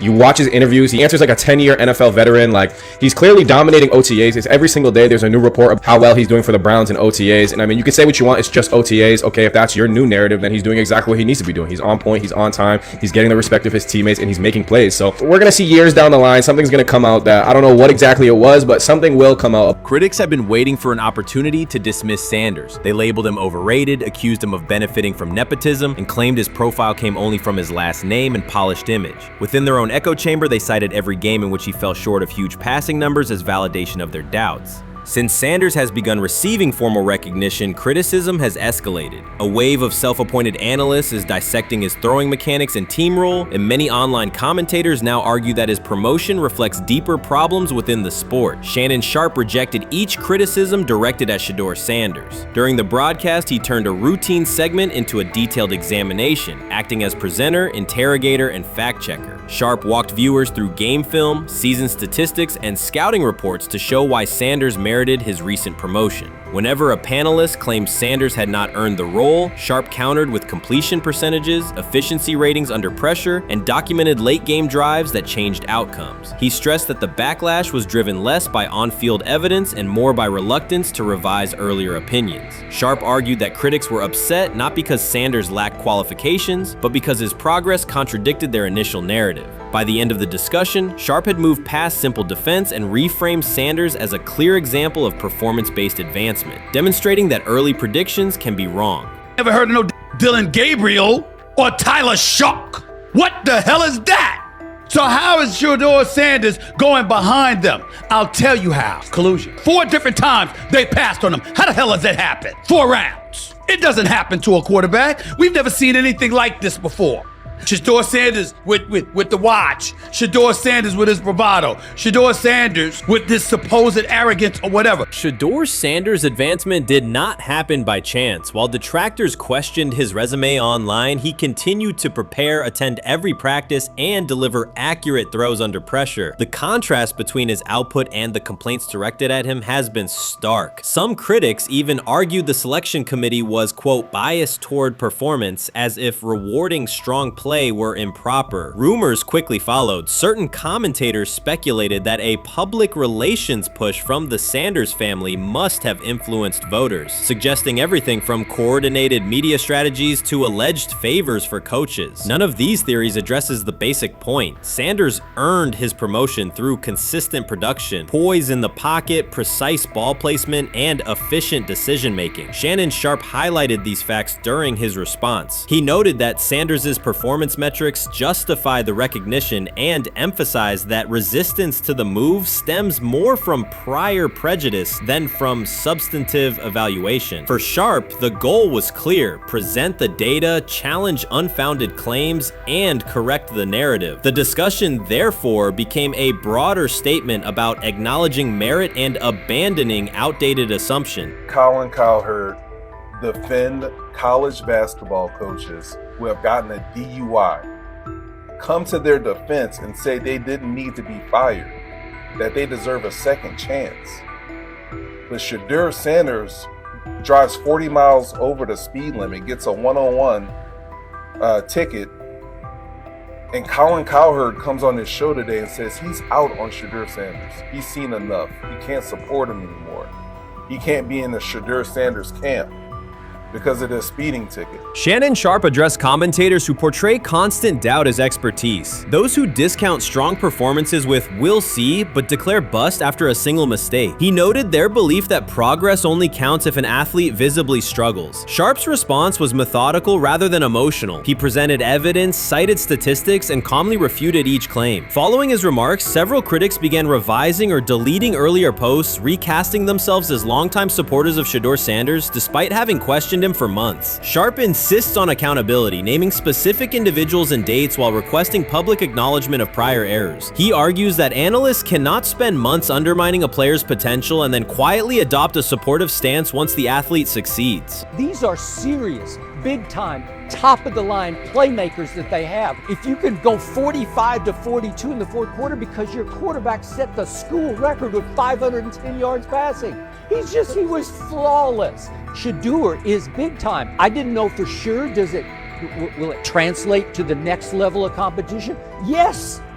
It might translate to the next level of competition as he can play. Critics who once claimed Shedeur Sanders was unprepared now hesitate to acknowledge their mistake. They resist retracting earlier comments and struggle to accept that an athlete can succeed without their approval. Sanders continues to share practice clips and game highlights without engaging the debate, while Shannon Sharpe documents every dismissive remark, ready to revisit them on national television. The disapproval did not slow Sanders. It underscored his progress and exposed the gap between perception and performance. As a result, the conversation has shifted. Analysts who doubted him now describe him as undervalued and publish detailed evaluations of his mechanics and game management, suggesting long-standing familiarity with his career. In a matter of weeks, critics have recast themselves as advocates, demonstrating how quickly opinion can change when consistent results leave little room for doubt. Shannon Sharpe signaled that his commentary is not over. He considers Sanders' advancement a positive outcome for every athlete who has been overlooked or criticized for having confidence. Sharpe stressed that analysts do not have the authority to determine who deserves recognition based on personal preference. The reaction to Sanders' promotion, he argued, revealed how quickly opinions can shift once results are undeniable. Sharpe pointed out that many vocal critics became quiet when confronted with objective performance data. This exchange, Sharpe insisted, reached beyond defending a single quarterback. It challenged the practice of dismissing achievements that do not fit familiar narratives. He reminded viewers that success does not require external approval and that consistent talent will surface despite online commentary intended to minimize it. While critics reconsider their positions, Sharpe remains steady, assigning credit to the athlete and allowing the scoreboard to confirm the argument. In his view, the statistics speak clearly enough. Sharpe also emphasized that the intensity of the backlash must be placed in context. College football is a volatile environment where unexpected outcomes are common. Therefore, declaring failure based on incomplete evidence only weakens the credibility of sports analysis. The discussion underscored the need for measured evaluation rather than reactive judgment. Zach Jackson and him and everybody else that we talked to have said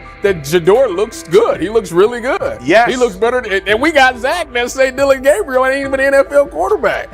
It's true. So how is it that this man can't get a rep with the ones, but that non-NFL quarterback can? We all what agree sense with that. does that make? Some observers now claim that recognizing Shedeur Sanders' strong performance undermines football's traditional standards, even though they previously argued he received coverage only because of his father. Faced with Sanders' current statistics, those critics are searching for explanations that fit their earlier narrative. The data have always been clear. Their earlier objections ignored that fact. Shannon Sharpe is openly highlighting this reversal, comparing past negative remarks with Sanders' recent 400-yard games to demonstrate the gap between criticism and evidence. Sharpe did not force these commentators to backtrack. He simply displayed their earlier claims alongside Sanders' results, allowing the contrast to speak for itself. How you feeling? I'm getting there. You see what I got on, right? That's why I was asking how you help for. Yeah, I'm getting there.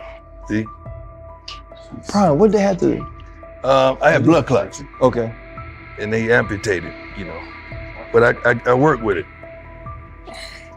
Man. Yeah, I'm amputated. So I get that worked on a couple times a day. Keep the blood circulating, blood flowing, but it's a new normal. And the best thing about here, we have a whole medical team on the second floor. Right. We have a whole medical floor, which is great. Deion Sanders is shaken, this time not by a hit on the field. In a sudden turn, Ryan Clark has uncovered a serious plot affecting Shedeur Sanders' NFL draft status, and the disclosure is reverberating across the sports community. What once looked like a simple scheduling delay may actually be a calculated effort to undermine Deion's son. The facts suggest intentional sabotage, a breach of trust, and repercussions that could be far-reaching. This is no routine football headline. It is personal, and Coach Prime did not see it coming. The sports world loves to celebrate underdogs, yet it often takes even greater pleasure in tearing down rising stars. Deion Sanders is witnessing that cycle now, not from the sidelines as Coach Prime, but as a father. The lights in Boulder remain bright, the cameras keep rolling, and Sanders still wears his gold watches, sunglasses, and natural swagger. Still, behind that familiar smile is a man carrying deep pain as criticism aimed at his son mounts daily. How much of that is opening press conference saying, okay, we are family, saying that he was sent to do certain things? Do you feel like people got attached to that, or it just was the fact that prime time is at Jackson State? It's prime time. If my son plays cornerback, I want him to be around, in my opinion, the best cornerback ever to touch the field. That's right.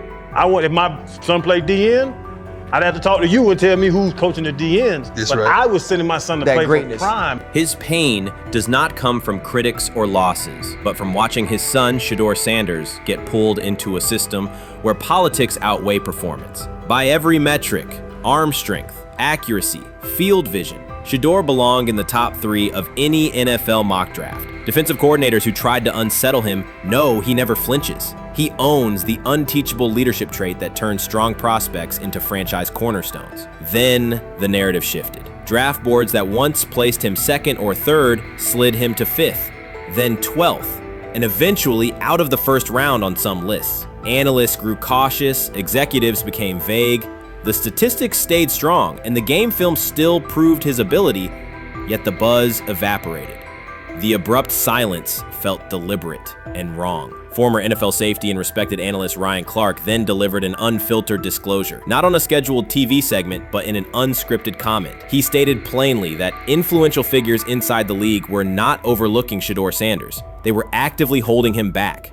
The motive, Clark said, was political, and the real target was Deion Sanders, Hall of Famer, architect of Jackson State's resurgence, and the coach who turned a 1-11 Colorado program into a national headline. Deion's refusal to conform, wearing sunglasses indoors, dancing with players, speaking candidly, challenged an establishment that favors predictable images and rehearsed statements. According to Clark, that resistance to tradition was not forgotten. When Shedeur displayed the same mix of talent and confidence, concern spread through front offices and media circles. Questions about leadership style and attitude surfaced. Coded language for discomfort with a quarterback who mirrors his outspoken father. Clark's point was clear. The issue is not Shedeur's performance. If he had posted identical numbers at Ohio State or Alabama, endorsements and media specials would follow. Instead, interest cooled, because the Sanders family embodies a self-made identity the league cannot easily manage. Their visible pride and independent brand challenge a system that prizes control. And that threat, not football ability, is what Clark believes is suppressing Shedeur's draft stock. Shedeur is lighting it up in practice every day. You're not even a half bit curious to see what he could do with the ones. That makes no sense. And then on top of all of that, you got players going on podcasts and talking to people in the media saying this guy is really good. Like, this guy is legit. So even your peers respect you enough. How is it that the coaches can't see that? It always starts with the players, where the players like, hey, you see that? You seen that pass he threw? The Cleveland Browns were taken by surprise when quarterback Shedeur Sanders stepped in for first-team snaps, asserting control of the drill and instantly highlighting deficiencies across the rest of the room. His confident command forced coaches to pause practice clips, reevaluate progressions, and consider immediate adjustments to the depth chart. Within minutes, discussions spread throughout the facility and online forums as fans weighed what Sanders' showing means for the current starters. The organization now faces an urgent, data-driven decision on whether Sanders should move up permanently. Shedeur Sanders arrived at Browns practice, took several first-team reps, and the entire quarterback group immediately felt the pressure. Coaches erased the whiteboard and reviewed their plans. Staff members exchanged concerned comments, and observers began asking whether Sanders was positioned to assume a larger role. Tony, every year we see at least 1 to 2 teams. They were in last place in their division the year before. No one thought they'd be good, and then they were good. It almost seems like no one's even assuming the Browns can be that, but we see it happen every year. And I get the quarterback stuff, but like, correct me if I'm wrong, Tony. The Browns are trying to run the football, play good defense, not turn the ball over in the passing game, and try and take advantage when they can, correct? That's what they're trying to do.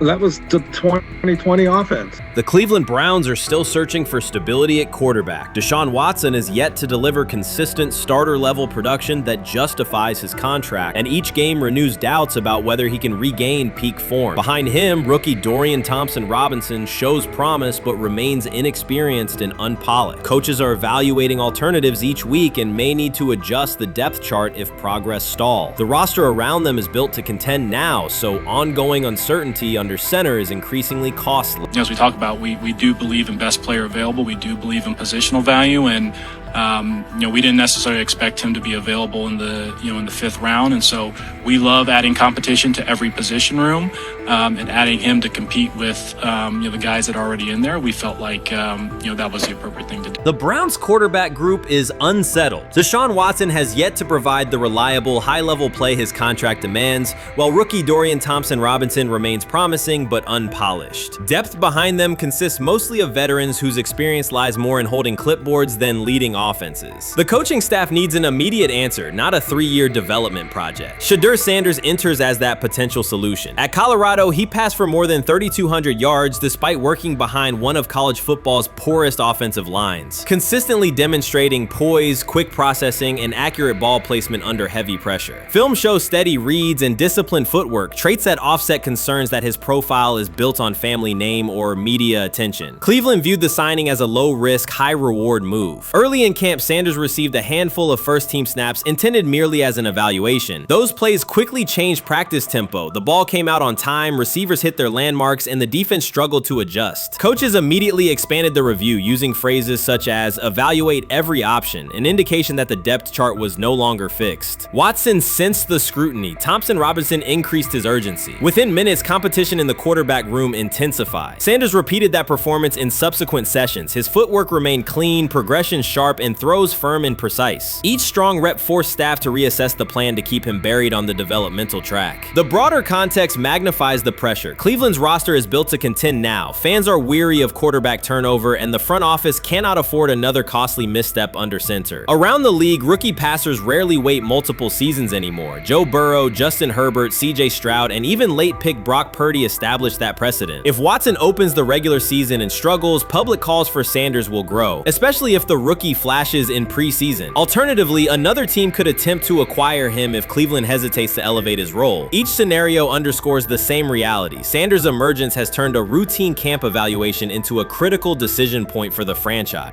And we saw Dillon Gabriel go 11-on-11 with the first team, Shedeur Sanders go 11-on-11 with the second unit. So that was really the big wrinkle today.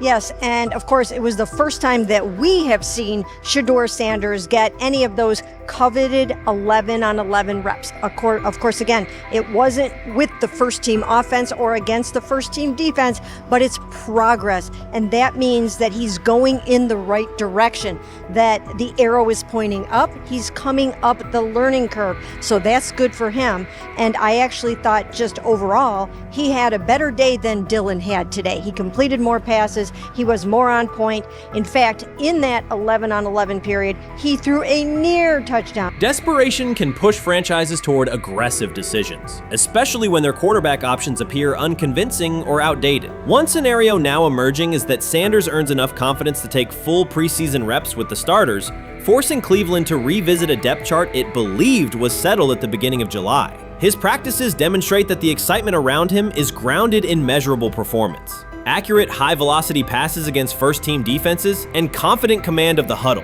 Each strong outing also heightens league-wide interest. Rival scouts adjust evaluations, and general managers revisit their notes, aware that a viable young quarterback may soon become available. Inside the facility, the personnel staff must balance short-term results with long-term roster planning, knowing that an early move could reshape salary cap allocations and locker room dynamics. The pressure on Watson and Thompson Robinson escalates accordingly.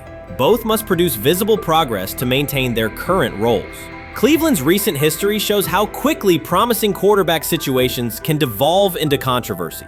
The franchise has turned potential breakthroughs into organizational turmoil before, so observers remain cautious about how this competition will unfold. What do you think is happening in Browns camp? What do you think is going to happen there? Before I let you go, Lewis. You know, I think it really does.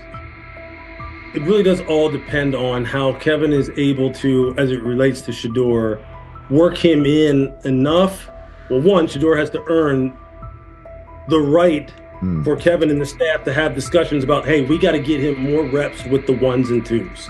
We got to get him more reps with the ones and twos when we're going team period, not just walk through or not just 7-on-7 team. Louis Riddick reacted sharply on air after viewing practice footage from the Cleveland Browns. The clip showed quarterback Shedeur Sanders executing a string of precise throws while the Browns head coach watched with a broad smile. Riddick questioned whether the session was focused on evaluation or celebration, arguing that visible enthusiasm from the staff could cloud objective assessment of a rookie's progress. Earlier in the segment, Riddick's tone had been measured once the Sanders highlights appeared. He criticized the perception that a routine practice was being treated like a marquee event. He stressed that coaching reactions should remain subdued until performance translates into game situations. Riddick concluded by calling for accountability and asking the Browns to clarify how they plan to manage expectations for Shedeur Sanders as training camp continues.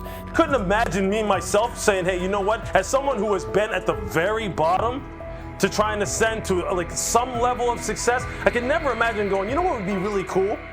I'm gonna play a joke on someone like this and make pretend that I'm a GM and I'm drafting you when actually I'm not, and then I'm gonna hang up and just giggle about it. Man, what the hell are we doing? Seriously, what are we doing when we think that that kind of crap is funny? I don't know. Trying to get likes on TikTok. I don't have the right words for it. Right, Lewis, I'm gonna say this. I don't have the right words for it. Few situations unsettle a former front office executive faster than watching coaches celebrate a rookie quarterback before pads come on in August. In Louis Riddick's view, the Browns staff did more than acknowledge promise. They acted as though they had already secured their franchise leader. Throughout the session, Shedeur Sanders delivered 40-yard throws off his back foot, ran crisp 2-minute drills, and displayed steadiness rare for a first-year player. According to reports, each successful rep drew audible admiration from the sideline, highlighting how quickly enthusiasm has escalated. When Riddick reviewed the same practice tape and heard the glowing comments, he challenged the reaction on live television. He argued that a few controlled drills should not override the methodical scouting and development work that normally guides roster decisions. Riddick's criticism focused less on Sanders' talent than on the evaluation process. He warned that comparing a prospect to established stars or joking about renaming the stadium creates pressure before the player has taken an NFL hit, faced a disguised coverage, or logged a preseason snap.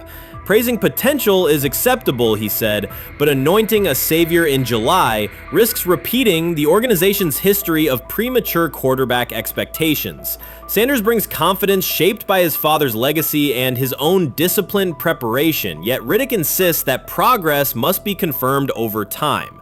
He urged the Browns to temper public excitement, follow a structured development plan, and reserve celebratory reactions for on-field results that matter. Regular season production under live pressure, not highlight clips from a midsummer workout. He has to earn that. Kevin has to figure out a way to do that. So then you can reasonably assess what you have in him compared to Dillon Gabriel, compared to Kenny, compared to Joe Flacco.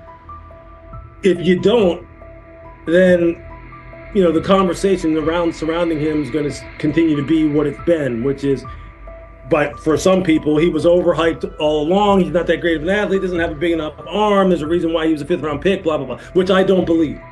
I believe if he is given enough reps, earns enough reps, and then is given enough reps in meaningful situations, he can throw the ball just as good as Joe, if not better, just as good as Kenny, if not better, just as good as Dillon Gabriel. After more than 2 decades in personnel and broadcast analysis, Louis Riddick was dismayed to see a franchise bypass basic evaluation standards after only a series of eye-catching minicamp throws. Reviewing practice footage from Cleveland, he observed Shedeur Sanders drilling 40-yard passes against uncovered receivers and running 2-minute sequences with poise. In Riddick's view, those reps, conducted without pads, contact, or a disguised rush, show arm talent but reveal little about how a rookie handles game pressure. Riddick said the Browns' reaction drifted from objective assessment to outright admiration. Multiple reports indicated coaches were sketching new concepts for Sanders during dinner and referring to dedicated Shedeur packages well before a padded practice. Even the veterans in the quarterback room showed no visible alarm, a sign that staff excitement had already reset the internal depth chart conversation. The analyst emphasized that his concern is not Sanders' skill set. He acknowledged the quarterback's arm strength, footwork, and composure, but rather how quickly the club appears willing to declare him its long-term answer. Riddick cited several past prospects who received similar midsummer acclaim only to stall once real competition began. Given Cleveland's long history of quarterback turnover, he argued the organization should focus on incremental milestones, processing post-snap reads, surviving live pass rushes, and rebounding from mistakes on Sunday afternoons. Riddick urged the Browns to temper expectations and follow a structured development plan so Shedeur Sanders can progress without undue pressure. One coach reportedly admitted he replayed Tuesday's scrimmage film so often that he lost sleep, an anecdote Riddick offered as proof that enthusiasm is already outpacing reality. All asking now is what is going on with Shedeur Sanders, and so the floor is yours. Maybe you can make sense of this free fall with what was at one point the top-rated quarterback in this draft class.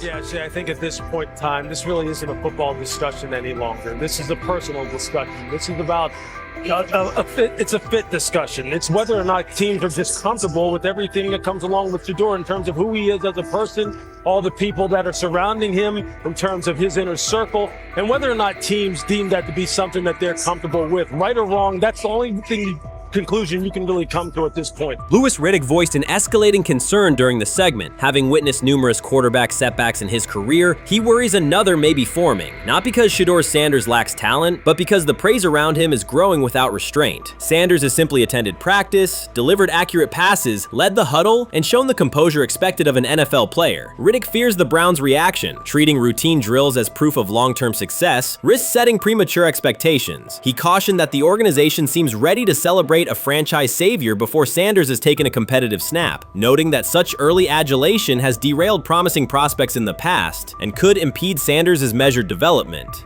The rumors have ended. The decision is public. Cleveland Browns owner Jimmy Haslam has informed every level of the organization that unless an unforeseen injury intervenes, Shedeur Sanders will start at quarterback in week 1. The announcement is not an informal suggestion or a quiet push in the background. It is a direct order. Multiple independent reports, amplified most visibly by Colin Cowherd, confirm that Haslam delivered the directive himself. From the owner's viewpoint, the logic is simple. No one else on the roster offers the same combination of talent, leadership, leadership and long-term upside. Joe Flacco is approaching the twilight of his career. Kenny Pickett has shown flashes but remains inconsistent. Dillon Gabriel, taken in the 3rd round, is a developmental project. By contrast, Haslam believes Sanders can alter the franchise's trajectory immediately, and he refuses to allow internal hesitation to stall that possibility. The standoff traces back to April. General manager Andrew Berry and head coach Kevin Stefanski entered the draft wanting a low-profile prospect who would fit quietly into the existing depth chart. They prioritized scheme familiarity, modest public attention,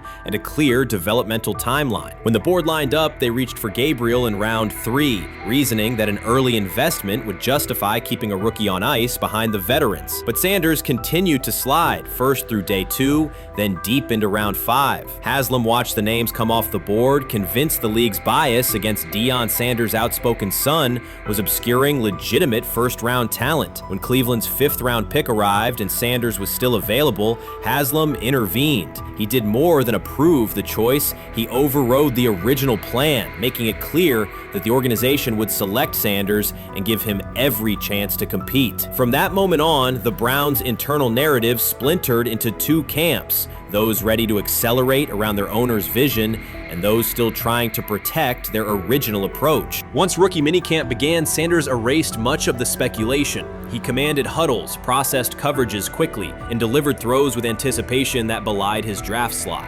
Teammates noted his willingness to accept blame for missed timing, then correct the error without dramatics. While Flacco and Pickett split most first-team reps, Sanders treated limited opportunities as full-speed auditions. During organized team activities, he identified blitz looks, redirected protections, and consistently found his second read when the primary route was covered. More than one defensive veteran told local reporters that Sanders looks like the best arm in the building. That assessment forced Berry and Stefanski to reevaluate their timetable. They could no longer label Sanders a long-term project without contradicting on-field evidence. Drafting Gabriel 2 rounds earlier had provided the staff an excuse to slow-roll Sanders' ascent. Coaches could point to investment cost, meeting room familiarity, and installation comfort to justify Gabriel's snap share. Yet each practice rep in which Sanders outperformed the 3rd rounder weakened that shield. Behind closed doors, position coaches began requesting more Sanders film for cut-ups, and offensive assistants quietly shifted meeting questions toward concepts the rookie already executed well. By mid-June, Berry himself started describing Sanders not as a developmental asset, but as a competitive option.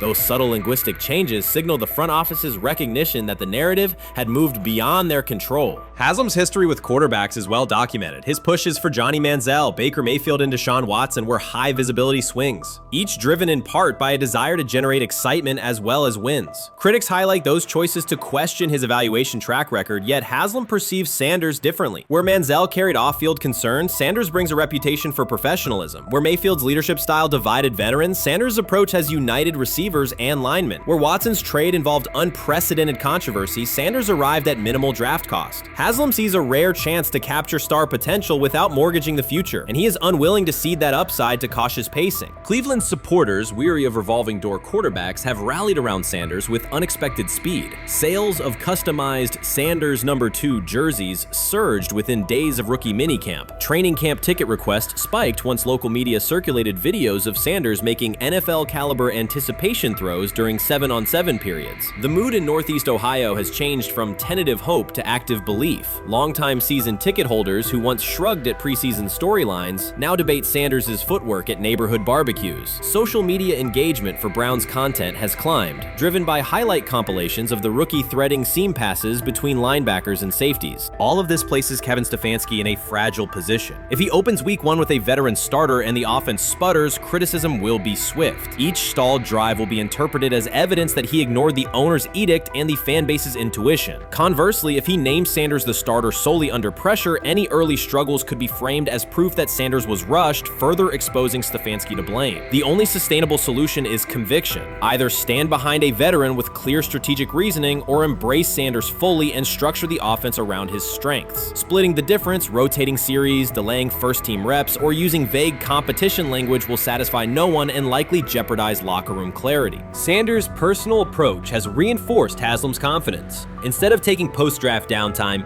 He traveled to Texas to train in full Browns gear at facilities near his father's home. The leaked clip of Sanders executing footwork drills in helmet and pads wasn't a marketing ploy. It was a glimpse into a quarterback visualizing Week 1 live. Team personnel who viewed the footage recognized purposeful rehearsal, cadence calls, pocket movement against simulated pressure, and follow-through adjustments based on imagined rush lanes. Observers asked why a rookie would conduct such intense solo sessions in May. The answer is straightforward. Sanders does not view himself as a developmental pick. He considers himself the starting quarterback of the Cleveland Browns and prepares accordingly.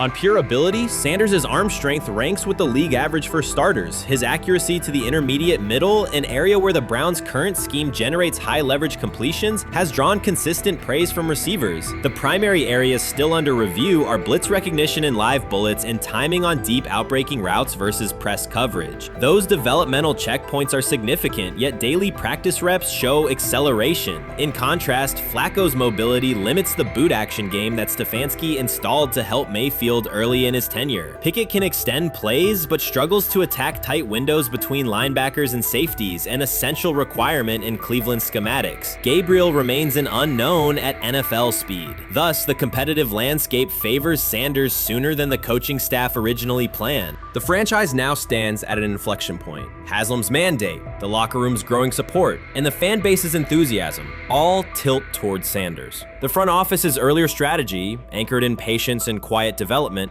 is increasingly untenable. Barry's shift in messaging indicates grudging alignment, but final authority over the depth chart rests with the coaching staff, unless ownership directly intervenes on game day decisions. A move rare but not unprecedented in the NFL. Should Stefanski align with the owner and name Sanders the starter before preseason concludes, he can claim proactive vision and tailor the offense through training camp. Should he resist and open with a veteran who falters, he risks rapid loss of credibility and possibly his position. Either path carries pressure, but only one aligns with the momentum sweeping through the building. For 2 decades, the Browns have cycled quarterbacks without securing a stable star. Each new hope, whether draft pick or trade acquisition, has collapsed under injuries, inconsistency, or organizational disarray. The possibility that Sanders could finally anchor the position is not merely a football storyline. It is a potential cultural reset for a fan base defined by resilience. Haslam's insistence reflects that awareness. Cleveland needs a leader who can win on Sundays and project confidence every other day of the week. Sanders has shown he can shoulder expectations without retreating from scrutiny. That trait, more than arm talent alone, is why the owner views him as indispensable. Voluntary workouts transition to mandatory minicamp next week. If Sanders receives a substantial share of first-team snaps, observers will interpret it as the staff's acknowledgement that the competition is tilting decisively. A public declaration may not follow immediately, but every rep allocation is a signal. If, however, the staff continues funneling most top unit snaps to Flacco or Pickett, tension will escalate. Local media will question the evaluation process. National analysts will debate the merits of letting a rookie learn through live action versus controlled practice. Inside the facility, players will recognize any disconnect between performance and opportunity, and unity could fray. The Browns have reached a decisive moment. Shedeur Sanders has demonstrated the skill, poise, and work ethic to justify starting in Week 1. Jimmy Haslam has publicly positioned him as the future, and by implication the present, of the franchise. Kevin Stefanski and Andrew Barry must either endorse that vision or brace for the consequences of delaying it. For Cleveland fans, the significance is clear. A legitimate chance to exit the cycle of quarterback uncertainty and rally behind a signal caller capable of commanding the field and galvanizing the city. Whether that opportunity is seized promptly or postponed will define the Browns' 2025 season and likely the tenure of the decision makers involved. Watson says he has been mentoring Shedeur Sanders at the quarterback position. The biggest failure in the NFL is now mentoring quarterbacks. The most overpaid underdeliverer at the position is now mentoring 2 rookie QBs and a Super Bowl champ. So what exactly are you mentoring him at? You have had 24 civil lawsuits that you paid off to go away. And when you play, you are as ass as those massage therapists are, apparently. Shedeur Sanders is also a show. It's all about him. It's all about anything else. If you don't see that by now, then you're just blinded. Cleveland's second most talked about player has yet to take a professional snap, and it isn't Deshaun Watson. Rookie quarterback Shedeur Sanders has already captured the locker room's attention and the fan base's enthusiasm, creating a visible shift in the team's internal dynamics. Watson, once the uncontested focal point, now shares the spotlight with a newcomer who has only practiced in shorts. The Browns are experiencing a rapid, unforeseen change surge in popularity within their roster. Four-man competition. It's not. It's two guys versus two guys. It's the two older guys to be the starter. Yeah. It's the two younger guys to position themselves however it may be. Right. Show little improvement every single day, right? So, of all the things I'm watching the first 5 when they break a session, the first 5 with the veterans, with the ones. Who's in there? Where are they going? The ball's going to Jerry Judy, right? Flacco's no dummy, lasts as long as he has, right? He can really whiz it. But as we go on, I want to watch these guys because they probably just got plays installed Tuesday, and they're out there running on Wednesday. Shedeur Sanders arrived in Cleveland and immediately commanded attention. The rookie has yet to take a preseason snap, yet the energy around him inside the building and across social media eclipses what many veterans receive in an entire season. Fan enthusiasm is so strong that Deshaun Watson's jerseys are already drifting toward the clearance rack at the team store. In a matter of days, Sanders has become the roster's second most popular figure, while Watson watches his once secure QB1 status and public approval shrink by the hour. Shedeur or Deshaun? Who do you want as your quarterback next year? Honestly, Shedeur. I love Deshaun though. Like, I don't understand all the hate for Deshaun. You get hurt and you get booed, bro. That's foul. That might be the foulest I ever seen. The Browns' social media staff posted a single candid photo of rookie quarterback Shedeur Sanders releasing a warm-up throw, and the response was immediate and overwhelming. Fans saturated timelines with edits of themselves alongside him, while Deshaun Watson's routine practice reps drew comparatively little notice. Although an official Sanders jersey has not been released, unauthorized versions are already moving at a pace that exceeds merchandise sales for several other AFC North teams. The surge in interest marks one of the most intense fan reactions Cleveland has experienced in recent memory. The excitement surrounding Shedeur also triggers a wave of criticism. Veteran analysts, anchored in a 1980s mindset, question whether his style will translate into lasting success. They focus on his NIL earnings, social media presence, and visible confidence, arguing that the image overshadows substance. To them, outward self-assurance appears to be a distraction rather than a competitive asset. Even a simple smile or brief display of personality is cited as evidence that he lacks the measured discipline they expect from a starting quarterback. Critics claim Shedeur Sanders is notable only because of his father, overlooking the performance he delivered at Colorado. Many of those same observers ignored the Buffaloes until Deion Sanders made national headlines, yet they now question whether his son has earned the attention. They want rookies to keep quiet, carry clipboards, and wait 2 seasons before challenging for a starting role. Sanders is disregarding that script from the moment he arrived. His presence has already turned Cleveland's quarterback discussion into a genuine 2-man competition before a single preseason snap. Deshaun Watson maintains publicly that the situation does not concern him, but it is hard to believe the pressure is not real. A fully guaranteed contract protects his paycheck, not his standing in the locker room. Sanders, meanwhile, is translating charisma and early momentum into tangible influence with teammates, coaches, and fans, reshaping expectations for who will lead the Browns on opening day. I'm a firm believer. If I wanted Shedeur Sanders at 2, at worst at 33, of course I already think that he's better than other quarterbacks. Because that's the type of talent, that's where I would have picked him at. And if he was at 2 or 33, and he still had this same exact skill set, we will be talking about him starting and playing. Right. Well, that'd only be 3 quarterbacks. It'll be 3 not quarterbacks, 4. not 4. Yeah. But since he moved to the 5th round, that's cool. They might have to go along with it. But to me, I think if you ask who got the best tools, I'm going with Shedeur. Shedeur Sanders has not taken a single professional snap, yet discussion about him has split NFL social media into 2 camps. One side already argues he should start immediately. The other worries about what that means for veteran quarterbacks like Deshaun Watson. Reporters now line the perimeter of Browns camp, scrutinizing every inconsistency in Watson's spiral and every precise throw from Sanders during drills. Each well-placed pass is clipped, posted to TikTok, and captioned as evidence of a future QB1. Cleveland is no stranger to quarterback drama, but this situation is different. Rather than cycling through another unproven starter, the franchise is dealing with a rookie who entered with more polish, public attention, and perceived readiness than most first-year players. Fans chant Sanders' name before he has appeared in a preseason game, while the established starter works to maintain his relevance. The atmosphere is not yet a full controversy, it is a countdown. Traditional analysts insist on the importance of experience and respecting the process, yet Sanders is progressing on the timeline set by the supporters who already view him as the next leader of the offense. While much of the NFL community attended the ESPYs in Los Angeles, Shedeur Sanders spent the day in Cleveland with families recovering from a residential explosion. He did not seek cameras or a red carpet appearance. He chose to be present in a neighborhood working through loss. Weeks earlier, an explosion at the Rainbow Terrace apartments in the Garden Valley neighborhood displaced more than 100 residents. Local officials reported that 42 families were left without housing. A father suffered burns over most of his body and remained in a coma. His 2 young children were hospitalized in critical condition. The damage extended beyond structures. Families lost possessions, stability, and routine. Cleveland City Council member Richard A. Starr described the moment as a family fighting for its future. Outside of local reporting, national attention was limited. Sanders decided to go to the site, meet residents, and help organize a day focused on relief and connection. The decision drew questions almost immediately. Some asked why he was not at the ESPYs, others questioned his motives. Sanders did not respond with counter-arguments. He explained simply that he felt an obligation to be present and that he would act on that conviction. This was not a team-scheduled appearance. He promoted the gathering himself, arrived without ceremony, and spent the day with residents. His approach emphasized listening, participation, and time.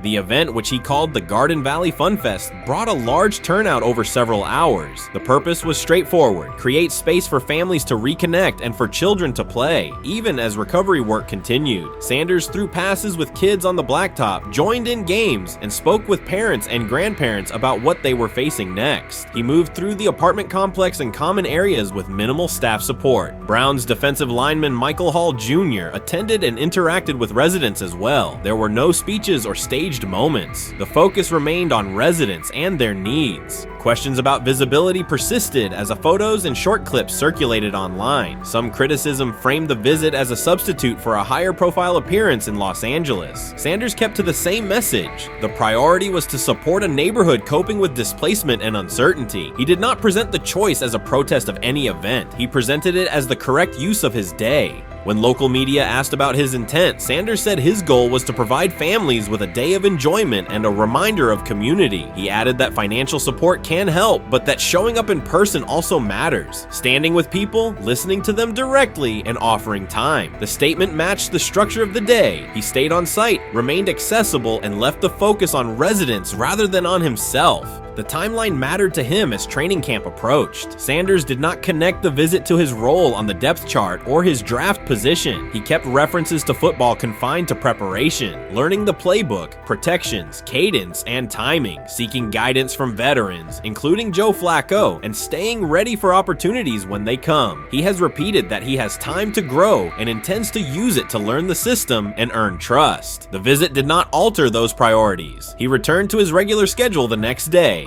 Since arriving in Cleveland, Sanders has treated community work as part of his responsibilities. Before his jersey went on sale, he visited schools, including John Marshall High School, speaking with students about goals, accountability, and effort. He set public objectives confidently, such as long-term aspirations for the franchise, but paired them with routine work in the building, meetings in stall, film, and on-field reps. The day at Rainbow Terrace fit that pattern. Identify a need, show up, contribute, and avoid unnecessary attention. For residents, the FunFest provided a brief reprieve from ongoing challenges: housing transitions, school logistics, medical appointments, and the paperwork that follows an emergency. For teammates and staff who observed, it was an example of a rookie investing time locally without seeking a headline. For Sanders, it reinforced how he plans to operate in Cleveland: be consistent, be present, and let actions speak. The setting at Rainbow Terrace underscored the scale of recovery ahead.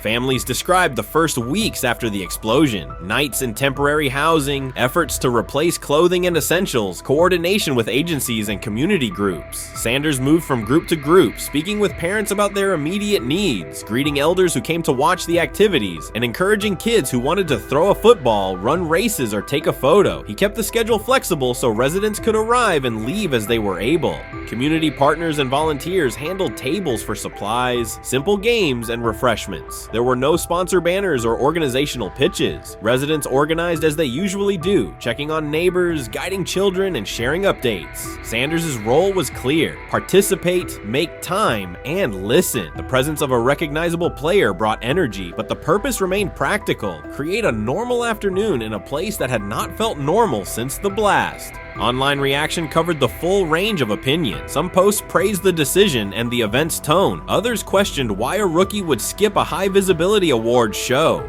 Sanders did not try to manage that conversation. He maintained the same explanation. He chose to spend the day where he believed he could be useful, and then he returned to his football schedule. The approach was consistent with how he addresses other topics, answer directly, and move on to the next task. The same measured approach appears in his preparation for camp. Sanders has not asked for public guarantees about reps. He has focused on install recall, cadence, and protection IDs, route timing, and situational work. He has sought input from veterans, thanked teammates who have provided guidance, and spent time with receivers and linemen to align on communication.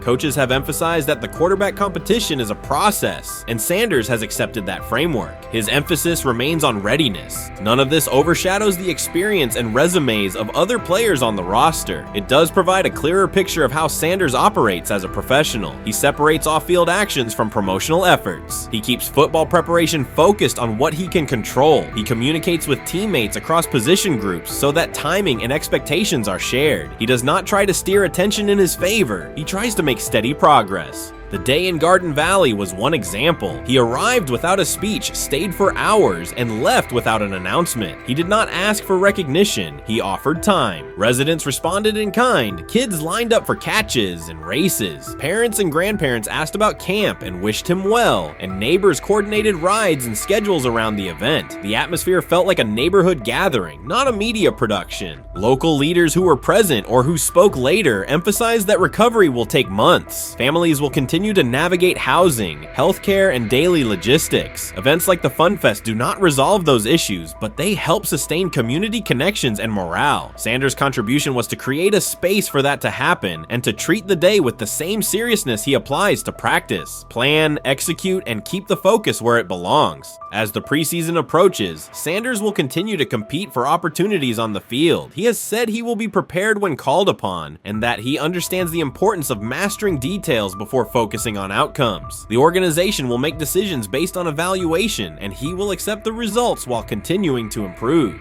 The off-field choices will remain consistent, identify needs in the city where he lives, and contribute in direct, practical ways. The core elements are simple. A neighborhood suffered a significant loss. Residents faced immediate and ongoing challenges. A rookie quarterback chose to spend a day there, without a press conference, without a schedule of talking points, and participate in a community-led event designed to give families a break and remind children that play still has a place. He provided presence, not a headline. He listened more than he spoke. He returned to work the next day. In a league and media environment that often prioritize visibility, Sanders made a different choice. He kept attention on people, not optics. He placed value on time spent in person rather than on appearances. He continued to build trust in the locker room and in the city through steady conduct rather than declarations. That approach, measured, direct, and consistent, will shape how he is viewed in Cleveland as much as any public statement could. The outcome of his football career will be decided on the field by installations learned, reads made, throws delivered, and games played. The outcome of his role in the community will be measured by smaller, quieter moments. Afternoons like the Fun Fest, school visits, and unannounced stops where listening matters more than being seen. For Cleveland residents at Rainbow Terrace, the takeaway from that day was straightforward. Someone who represents their team showed up, stayed, and participated without fanfare. For Sanders, it was the same. Do the work in front of you, whether that is a practice period or a neighborhood event, and keep the focus on the people who are affected most. We've got news. Got news. About my Cleveland Browns. We've got an oblique problem. Obliques are big deals, especially when it's your quarterback. Now, he might be fourth on the depth chart, but he was number one in the preseason game last week, and he did a great job. 138 yards, 2 touchdowns. Shedeur Sanders has an oblique injury. That is not good. I do not like this.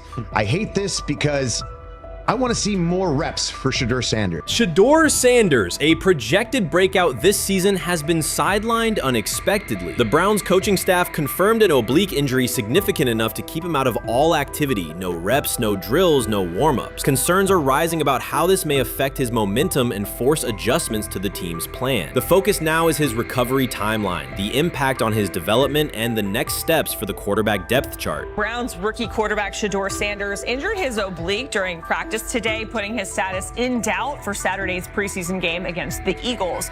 He's the latest quarterback on Cleveland's roster who has dealt with a health issue, joining fellow rookie Dillon Gabriel and Kenny Pickett. Sanders, who is trying to fight his way up the Browns depth chart, started the preseason opener last week and threw to practice. So how concerning is this for Shedeur as he is trying to, again, make his way up the depth chart, be QB2, potentially QB1 in the future? Dillon Gabriel taking Shedeur Sanders' QB1 spot after Sanders suffers an oblique injury is more than a roster change. It signals the staff is choosing urgency over efficiency. You do not replace a quarterback operating near a 70% completion rate with one coming off a 32% outing unless the decision is driven by desperation or poor evaluation. That is not strategy, it is avoidable loss of production. The impact on accuracy, timing, and drive sustainability is clear, and the difference is apparent to anyone watching. Well, here's what we know. I mean, after practice, Kevin Stefanski, the head coach of the Cleveland Browns, was not available to the media, but I did talk to him on the field as the players were coming off, and he told me that Shedeur Sanders complained of oblique soreness during the warm-ups this morning. Shedeur Sanders' absence isn't just a gap in the lineup, it's a setback for the entire offense. He thrives under pressure and makes throws others won't attempt. When he's healthy, every pass has intent, every drive has rhythm, and opposing defenses know they're in for a long day. Replace him with Dillon Gabriel and the defense senses an opening. Corners press tighter, safeties cheat down, and linebackers blitz more aggressively because they don't expect the same timing, velocity, or accuracy. Yes. I mean, yeah, I'm a fan. I'm not even going to try to hide it. Rich gets you guys are fans. Like, you guys talk about Cleveland Browns quite a bit. Yeah, it's almost annoying to me. It aggravates people. Like, people don't like the fact that Rich talks a lot about They must love Shedeur. I'm here. But it's like, you know, you have a friend, and that friend's child is following in the family's footsteps. You want them to do well. I don't know why people have such an issue. I know Rich is supposed to be impartial, but it's kind of hard when you have that type of tie to it. But yeah, I'm rooting for Shedeur, man. And Dillon Gabriel's 32% completion rate isn't just poor, it's untenable at this level. A number that low needs no context. It means 2 misses for every completion. Weather, opponent, and play calls are secondary when efficiency is that limited. That output does not sustain drives or keep the full playbook viable, yet he is starting while Shedeur Sanders is sidelined. The contrast is clear. Sanders brings accuracy, timing, and command. Gabriel's recent performance reflects inconsistency and missed opportunities. Choosing Gabriel under these circumstances reduces offensive reliability and invites defensive pressure. It is a decision that sacrifices efficiency and field position. So it'll be interesting to see what happens with Dillon Gabriel, but to the Shedeur Sanders point, it is unfortunate because I thought he was gaining some momentum. I know the practice that they had before they left for Philly, Daniel Oyefusi reported that he actually took the most reps of all of the quarterbacks.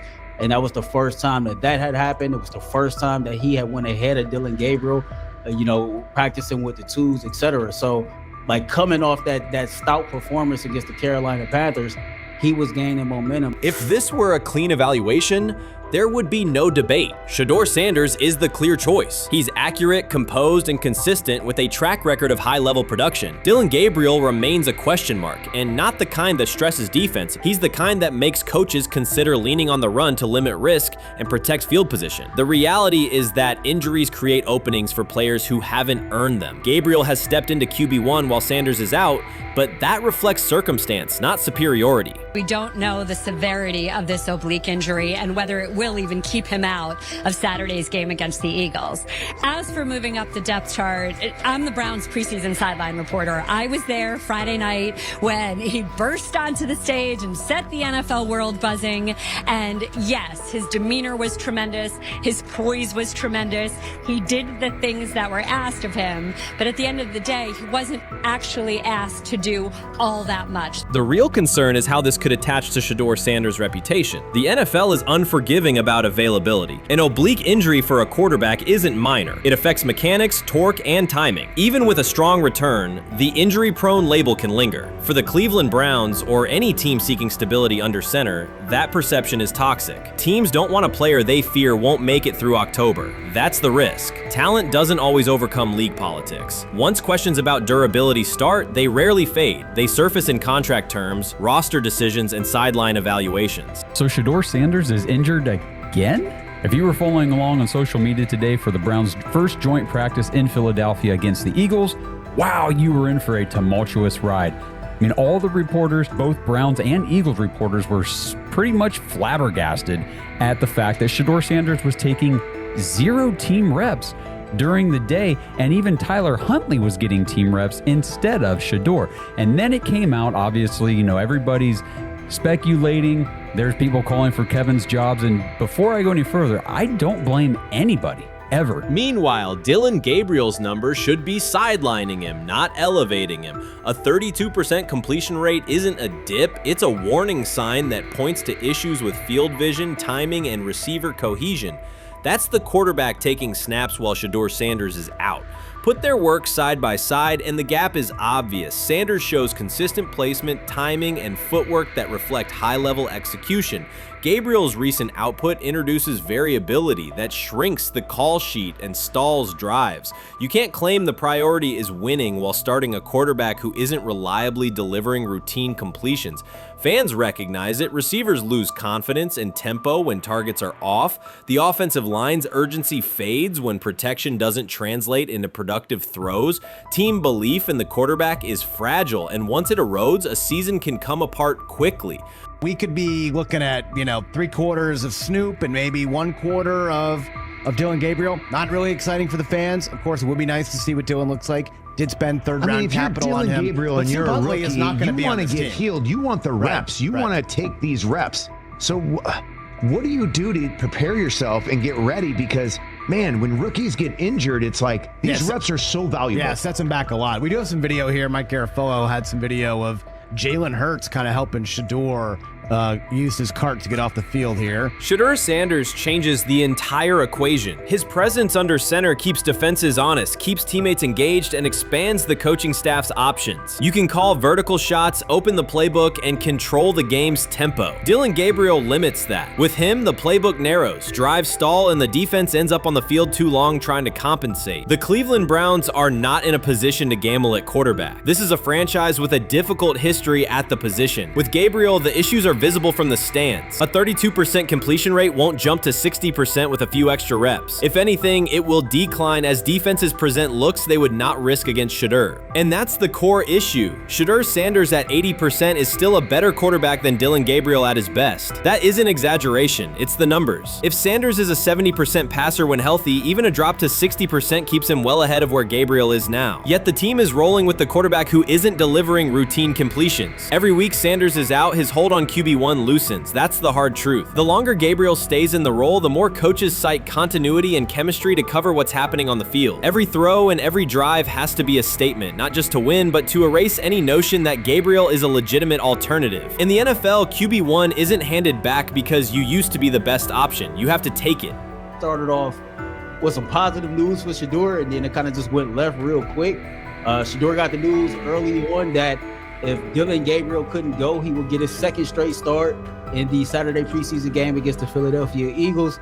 And then he went on to injure his oblique. For the fans who don't know exactly what part of the body the oblique is at and what that injury is and how it can impact the quarterback, can you explain to them what is an oblique injury?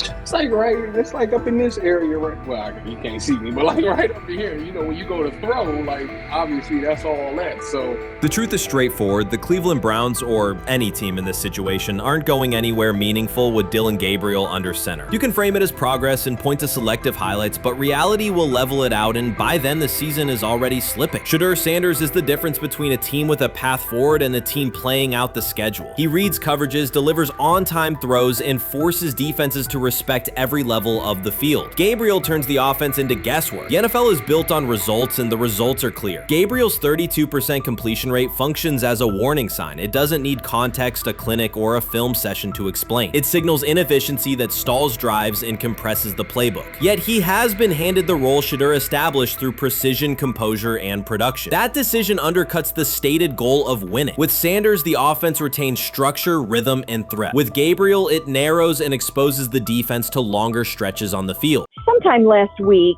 and then, and I just tweeted that out again this morning, and then today, the Joe Flacco one got posted. So running through this, and then of course we'll still have Dylan will be next, and then Shedeur will come last. As training camp nears, Mary Kay Cabot is providing straightforward analysis of the Cleveland Browns quarterback competition. The starter has not been named, but she has moved away from her earlier skepticism of Shedeur Sanders and now acknowledges his talent and potential. Cabot explained that if Joe Flacco is chosen to start week 1, it will mean he is the most prepared to play immediately. This approach would also give younger quarterbacks such as Kenny Pickett time to adjust, refine their skills, and maximize their potential while Flacco handles the early workload. She added that a Flacco start would not prevent Sanders from earning the position later in the season. The depth chart remains flexible, and Sanders' continued development could put him in line for an opportunity as circumstances evolve. Cabot also noted that Pickett could win the job for week 1, but he must demonstrate he can integrate smoothly with the offense and perform reliably under pressure. The Browns want a leader who can control the huddle, execute plays efficiently, and maintain composure. Pickett's performances in upcoming practices and preseason games will be critical in determining whether he secures the starting role or Sanders ultimately takes the reins as the season progresses. Things like that. It doesn't mean that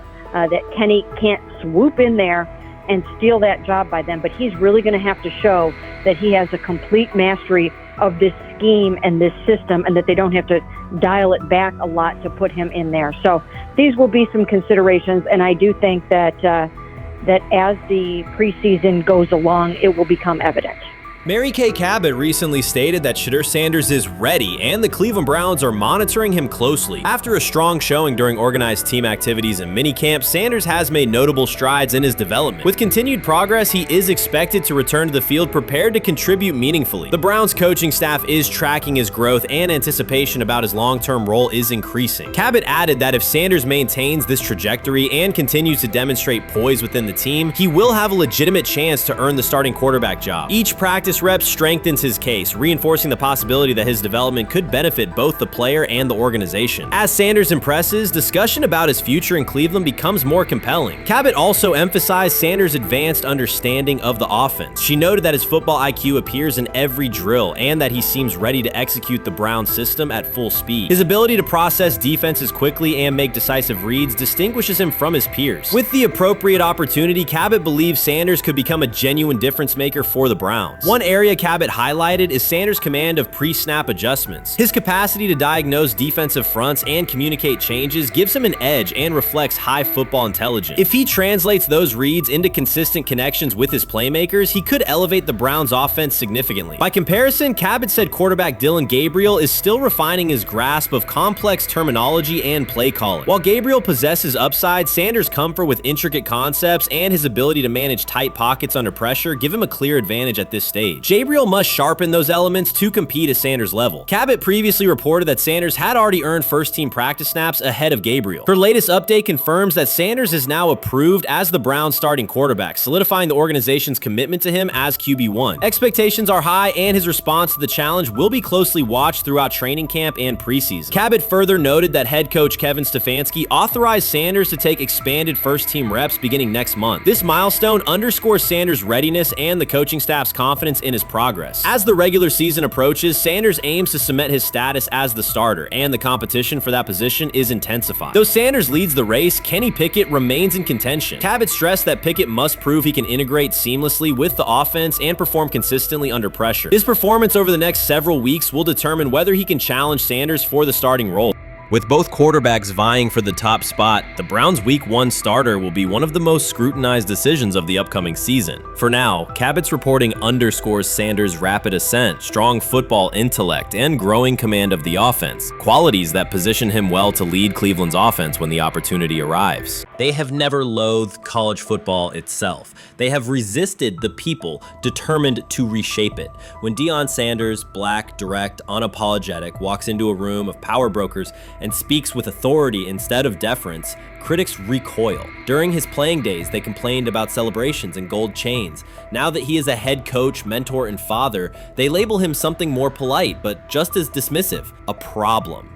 At Big 12 Media Days, Sanders addressed the accelerating chaos of the name, image, likeness market. He said college football needs a salary cap, not to hobble players, but to impose order on a system that showers unproven freshmen with seven-figure promises while the rest of a roster hunts for scraps. He called the situation unsustainable. Within hours, ESPN commentator Paul Feinbaum branded him a hypocrite, arguing that Sanders profited from NIL at Jackson State and now wants rules only because his most marketable athletes have moved on. The accusation spread quickly because it fit a comfortable storyline. Outspoken black coach gains from change, then protests when the advantage disappears. That framing ignores context. Sanders never criticized players earning money. At Jackson State, he urged corporate sponsors to partner with athletes who had been invisible to major brands for decades. What he wants now is stability, standardized guidelines, basic financial literacy, and roster balance that prevents locker rooms from fracturing over uneven payouts. When other coaches, Nick Saban, Dabo Swinney, Lane Kiffin, voiced similar concerns, they were praised for foresight. When Sanders spoke, the tone shifted to suspicion. The difference is not the message, it is the messenger. Feinbaum's response followed a familiar script. When black leaders question the structure of the sport, their motives are interrogated, their credibility attacked, and their competence doubted. He did not level the same charge at Jimbo Fisher when Fisher complained that NIL disturbed recruiting. He stayed silent when Kiffin lamented the transfer portal. But Sanders, who raised enrollment and television ratings at Jackson State, brought unprecedented attention to Colorado in one season and consistently mentors players beyond football, was called opportunistic. Feinbaum dismissed the cultural impact Sanders created, the exposure for historically black colleges, the draft picks developed, the infrastructure improved, reducing his work to a marketing stunt dependent on star sons Shedeur and Shiloh or two-way standout Travis Hunter. Sanders did not retaliate. He returned to practice, media obligations, and recruiting. His confidence is rooted in faith and in the responsibility he feels toward young athletes whose lives will extend decades beyond their highlight clips. When he asks for NIL boundaries, he is thinking about freshmen handed large sums without guidance, families unprepared for sudden wealth, and programs that abandon kids once production stalls. He has watched that cycle from the inside. He wants protections, not restrictions. Critics predicted Colorado would fade once Shedeur and Hunter leave. Instead, Sanders signed blue-chip quarterback G.J. Lewis and a wave of transfers eager to join a program that values personal growth as much as on-field wins. Recruits see a coach who challenges the status quo, who places black culture at the program's center without apology, and who will remain visible when social media buzz cools. They recognize that Sanders does not chase attention, attention follows his results. Media outlets reduced the upcoming Buffalo season to a win total prop. 6 victories, give or take. Sanders is playing a longer game. He wants to show young athletes, especially black athletes, that they can lead authentically, speak with conviction, and refuse to shrink for access. Success measured only by the scoreboard misses the point. If Sanders builds men who graduate with financial literacy, self-confidence, and community awareness, he will consider the mission successful, even if Colorado finishes with 5 wins instead of 10. None of that registers with commentators invested in an older hierarchy. For them, leadership should remain predictable, reserved posture, muted tone, minimal cultural expression. Sanders contradicts that image. The possibility that his methods could spread to other coaches, to other programs, threatens a model that has kept decision-making and revenue streams concentrated for generations. So the debate is not about hypocrisy or payroll ceilings. It is about control of the narrative and who is deemed qualified to write it.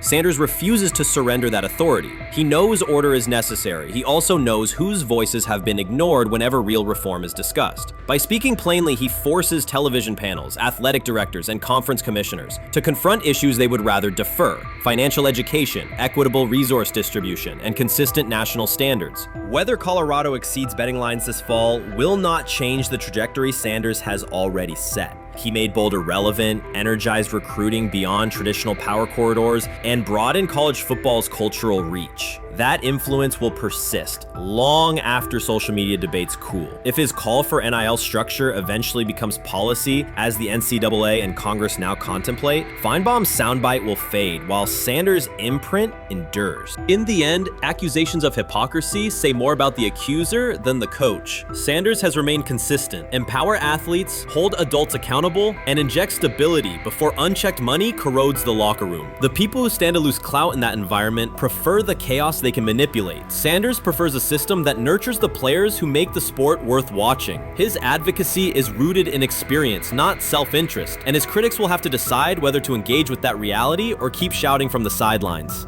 Chris Carter's televised assessment of Shedeur Sanders triggered immediate pushback from Cleveland fans, local media, and even several Browns veterans. Carter dismissed Sanders, a fifth-round pick, as unprepared to start and framed the growing interest around him as purely a byproduct of surname recognition. Since that segment aired, practice reports have told a very different story. Observers inside the Browns facility describe a rookie quarterback who is closing the gap on Kenny Pickett and Dillon Gabriel with surprising speed. Sanders first turned heads in rookie minicamp by directing the huddle with a calm that belied his inexperience. Position coaches reported that he rarely repeated mental errors during installation periods, a trait they rank highly when grading young quarterbacks. In organized team activities, he showed consistent timing on intermediate routes, kept turnover numbers low in 7-on-7 periods, and demonstrated early command of Kevin Stefanski's protection calls. That steady execution earned him a handful of first-team snaps, reps that would ordinarily have belonged to Pickett by default.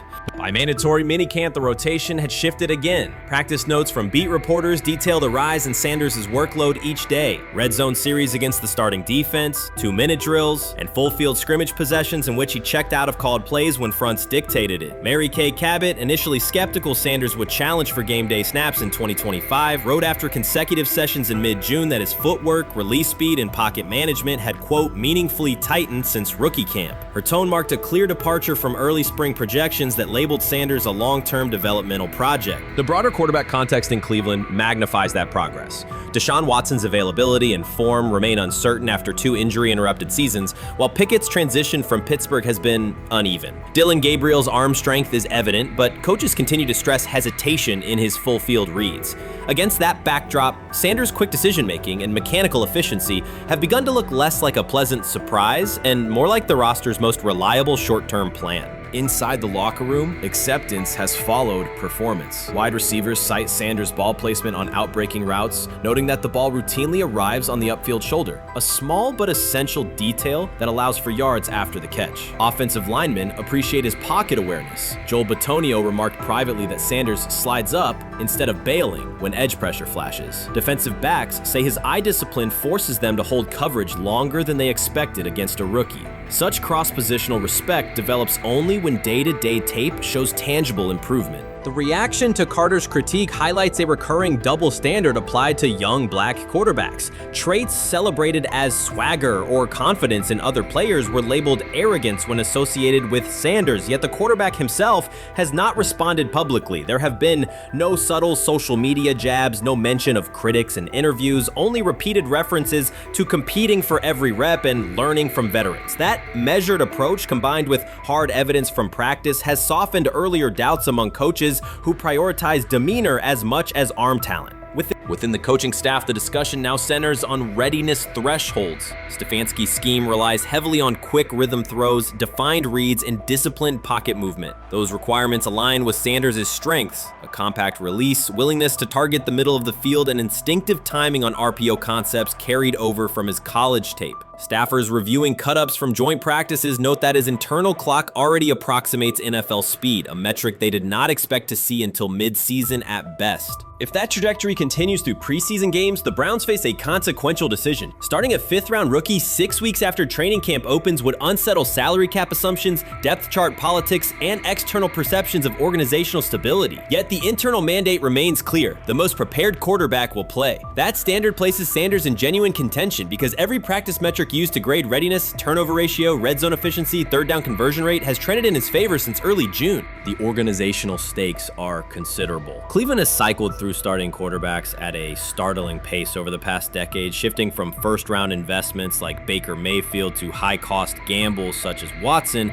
each move packaged as the long-awaited solution. A rookie chosen outside the first 100 picks ascending to the top of the depth chart would challenge long-held league assumptions about draft pedigree and opportunity. It would also validate the evaluation philosophy that prioritized Sanders' intangibles, processing speed, leadership presence, over conventional arm strength thresholds that pushed him down the draft board. Carter's televised remarks now sit awkwardly alongside daily updates from Berea. His critique relied on pre-draft labels and the presumption that a late-round passer with a famous father would need a redshirt year. Practice film contradicts that stance. Sanders checks protections at the line, manipulates safeties with shoulder fakes, and has reduced turnover-worthy throws in full-speed sessions to single digits. Statistics normally cited for veteran backups, not rookies. The longer that evidence accumulates, the more Carter's comments appear rooted in legacy bias rather than objective performance review. None of this guarantees Sanders will open the season under center. Preseason defenses test quarterbacks in ways practice cannot. Defensive coordinators will disguise pressure and boundary rotation to force late decisions. Sanders must show he can adjust protections and exploit mismatches without the benefit of a controlled environment. Yet within the Browns facility, the conversation has shifted from if he will be ready to when. Quiet confidence from Amari Cooper and other veterans suggests they believe Sanders can steady an offense searching for consistency more than highlight reel heroics. Sanders' rise also affects long-term roster calculus. If he earns the job and performs competently, Cleveland gains starter-level production on a cost-controlled rookie contract, freeing cap space allocated to other positions. That scenario could reshape roster-building strategy in a division featuring Joe Burrow and Lamar Jackson, quarterbacks whose contracts consume significant percentages of team payroll. A capable, low-cost starter would allow the Browns to reinforce their offensive line and secondary while retaining core veterans, a competitive advantage few teams enjoy. For now, the focal point remains daily improvement. Sanders continues to arrive before sunrise, reviewing the previous day's install with the quarterback coach, then staying after practice to throw on-air routes with receivers low on the depth chart. Coaches track those habits closely because consistent routine underpins performance when adversity strikes in live games. Each incremental gain strengthens the argument that readiness depends on preparation and aptitude, not draft slot. Carter's segment reminded the league how quickly assessments can become outdated when they lean on perception over evidence. Sanders' steady climb up the depth chart underscores the counterpoint. In the NFL, tape is the final arbiter. Should Sanders translate practice efficiency to preseason success, the Browns may discover that the solution to their long-standing quarterback riddle arrived quietly in the 5th round, carrying little more than confidence and a willingness to work. Shedeur Sanders doesn't ask for excuses. He hasn't blamed limited reps, patched together receiver groups, or 4th-string offensive linemen struggling against Cleveland's second-team defense. He shows up, works, and demonstrates why he belongs. On day 3 of Browns training camp, for the first time since OTAs, he finally received something close to a fair opportunity. He lined up with the 2nd unit during an 11-on-11 period and made the most of it. In 8 plays, he did what he typically does when given a chance. He executed. He went 2 for 2 on a quick series, finishing with a decisive throw to tight end Blake Whiteheart that immediately caught the sideline's attention. There was no hesitation in his drop, no unsettled feet, and no panic. Just firm, accurate timing and clean operation. It raised an obvious question. What has taken so long for the Browns to evaluate him with a functional group?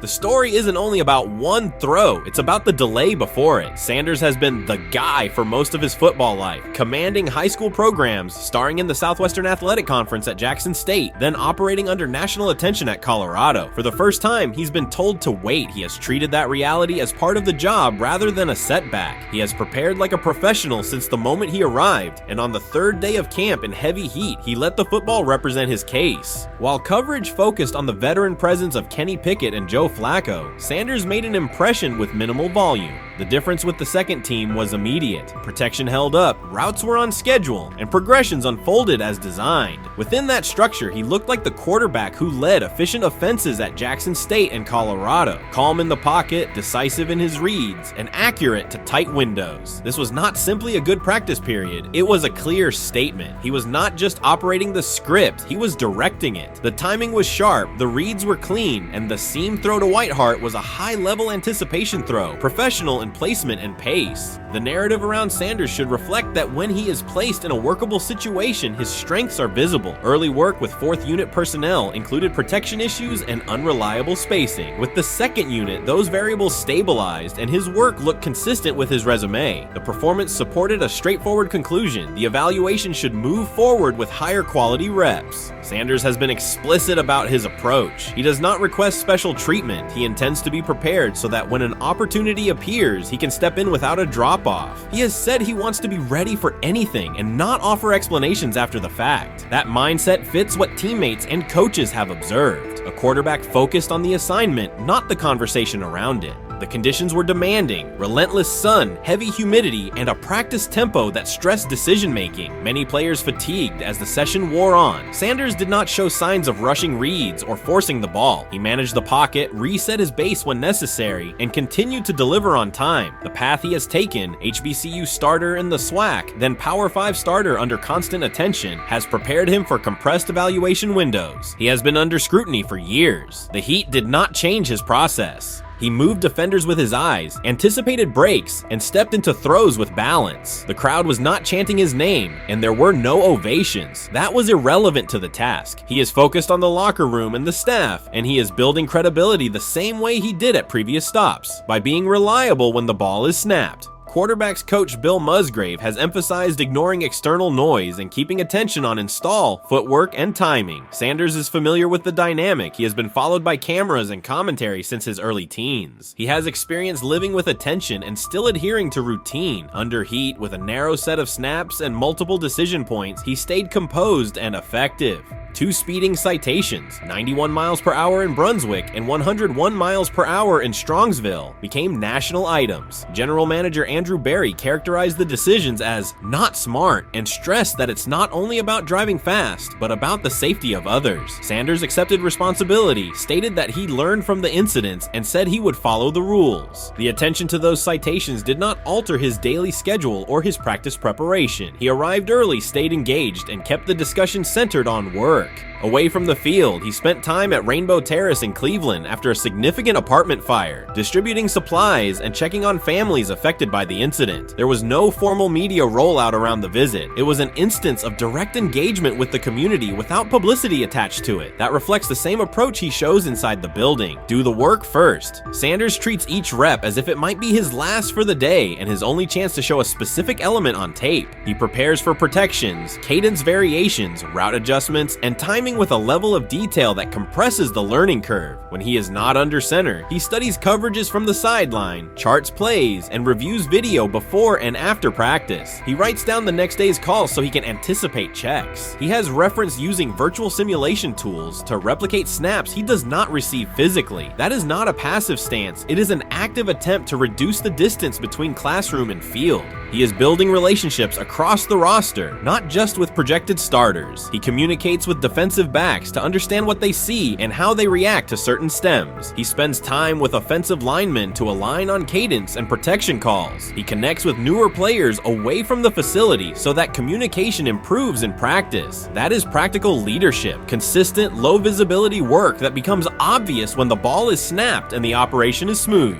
3 days into camp, a central question remains. Why hasn't he taken a first-team rep? Flacco has seen work. Pickett has seen work. Dillon Gabriel has been cycled in. Sanders has remained behind all 3 on the depth chart while producing efficient periods when provided stable support. Head coach Kevin Stefanski has not publicly detailed the plan for distributing first-team snaps among the quarterbacks. When asked, Sanders answered that it is not his place to comment on rotation decisions. That response aligns with his day-to-day conduct, respectful, professional, and centered on the next assignment. The staff is managing a room with a Super Bowl MVP, a former first-round pick, multiple rookies, and a new set of combinations on the offensive line. That creates a set of decisions about exposure, pacing, and evaluation windows. Within that context, Sanders has presented a clear case for additional evaluation. He has shown he can execute the offense as designed when the variables are standard. Musgrave has a long-standing connection with the Sanders family through his time as a teammate of Deion Sanders in San Francisco. That familiarity supports promotes direct communication. It does not guarantee anything about the depth chart, but it does help streamline teaching, feedback, and expectation setting. Inside the defensive back room, veterans such as Denzel Ward have provided perspective on timing, leverage, and eye discipline that Sanders has incorporated into his preparation.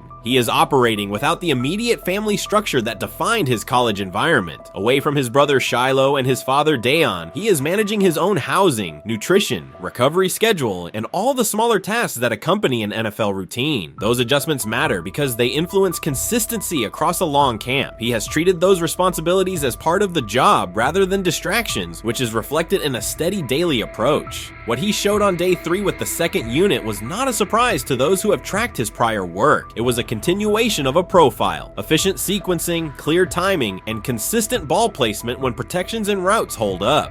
The 8-play period was short, but it was enough to reinforce the point. He doesn't need a large sample to demonstrate baseline operation. He needs a fair sample to test ceiling and adaptability. There is also the matter of perception. Public attention concentrated on the speeding tickets and the general manager's response. Less attention fell on the preparation, the efficient period with the second team, or the community engagement at Rainbow Terrace. That imbalance is common in training camp narratives. Sanders has handled it by keeping his answers simple and his focus on football. He has not tried to redirect the conversation. He has done his work and waited for additional reps. The objective next step is straightforward: expand the evaluation with higher unit personnel and standard opponents. That does not require a complete reshuffling of the depth chart. It requires allocating a defined sequence of first-team snaps so that timing with starting receivers and protections with starting linemen can be measured on tape. The staff can then compare operation speed, accuracy under pressure, red zone decision-making, and 2-minute mechanics against the other quarterbacks. That is the most direct way to clarify the competition. None of this dismisses the experience or track records of the veterans in the room. It emphasizes that the purpose of camp is to test assumptions with current performance. Sanders has provided enough evidence with the second unit to justify a broader look. He has shown that the pace of his feet matches the pace of his eyes, that he can hold safeties with his shoulders, and that he can drive intermediate throws without float. He has also shown discipline to take the clean completion rather than force the vertical shot when leverage dictates otherwise. Every day, he has addressed the controllable items: meetings, note-taking, install recall, cadence management, and post-practice review. He has not asked for public guarantees. He has asked for an opportunity to compete on comparable terms. The 8-play sequence with the second unit was a small but clear example of what he can do when those terms exist. The staff's communications have been measured. Stefanski has not laid out a schedule for first-team rotations publicly. Barry addressed the speeding incidents directly and emphasized standards for decision-making off the field. Sanders accepted the criticism, adjusted his behavior, and moved forward. Those are the relevant facts. What remains is a football evaluation that can only be completed by giving him snaps with the top group and measuring the results. If that evaluation occurs and he performs at the level he showed with the second unit, the conversation will shift from potential to placement. If it does not occur, the question will persist through camp. Why not test the full picture? Sanders has built a case based on preparation, poise, and execution. He has demonstrated leadership by building relationships across the roster. He has shown maturity in handling external issues directly and moving on. He has given the staff reasons on the field and in the building to continue the process.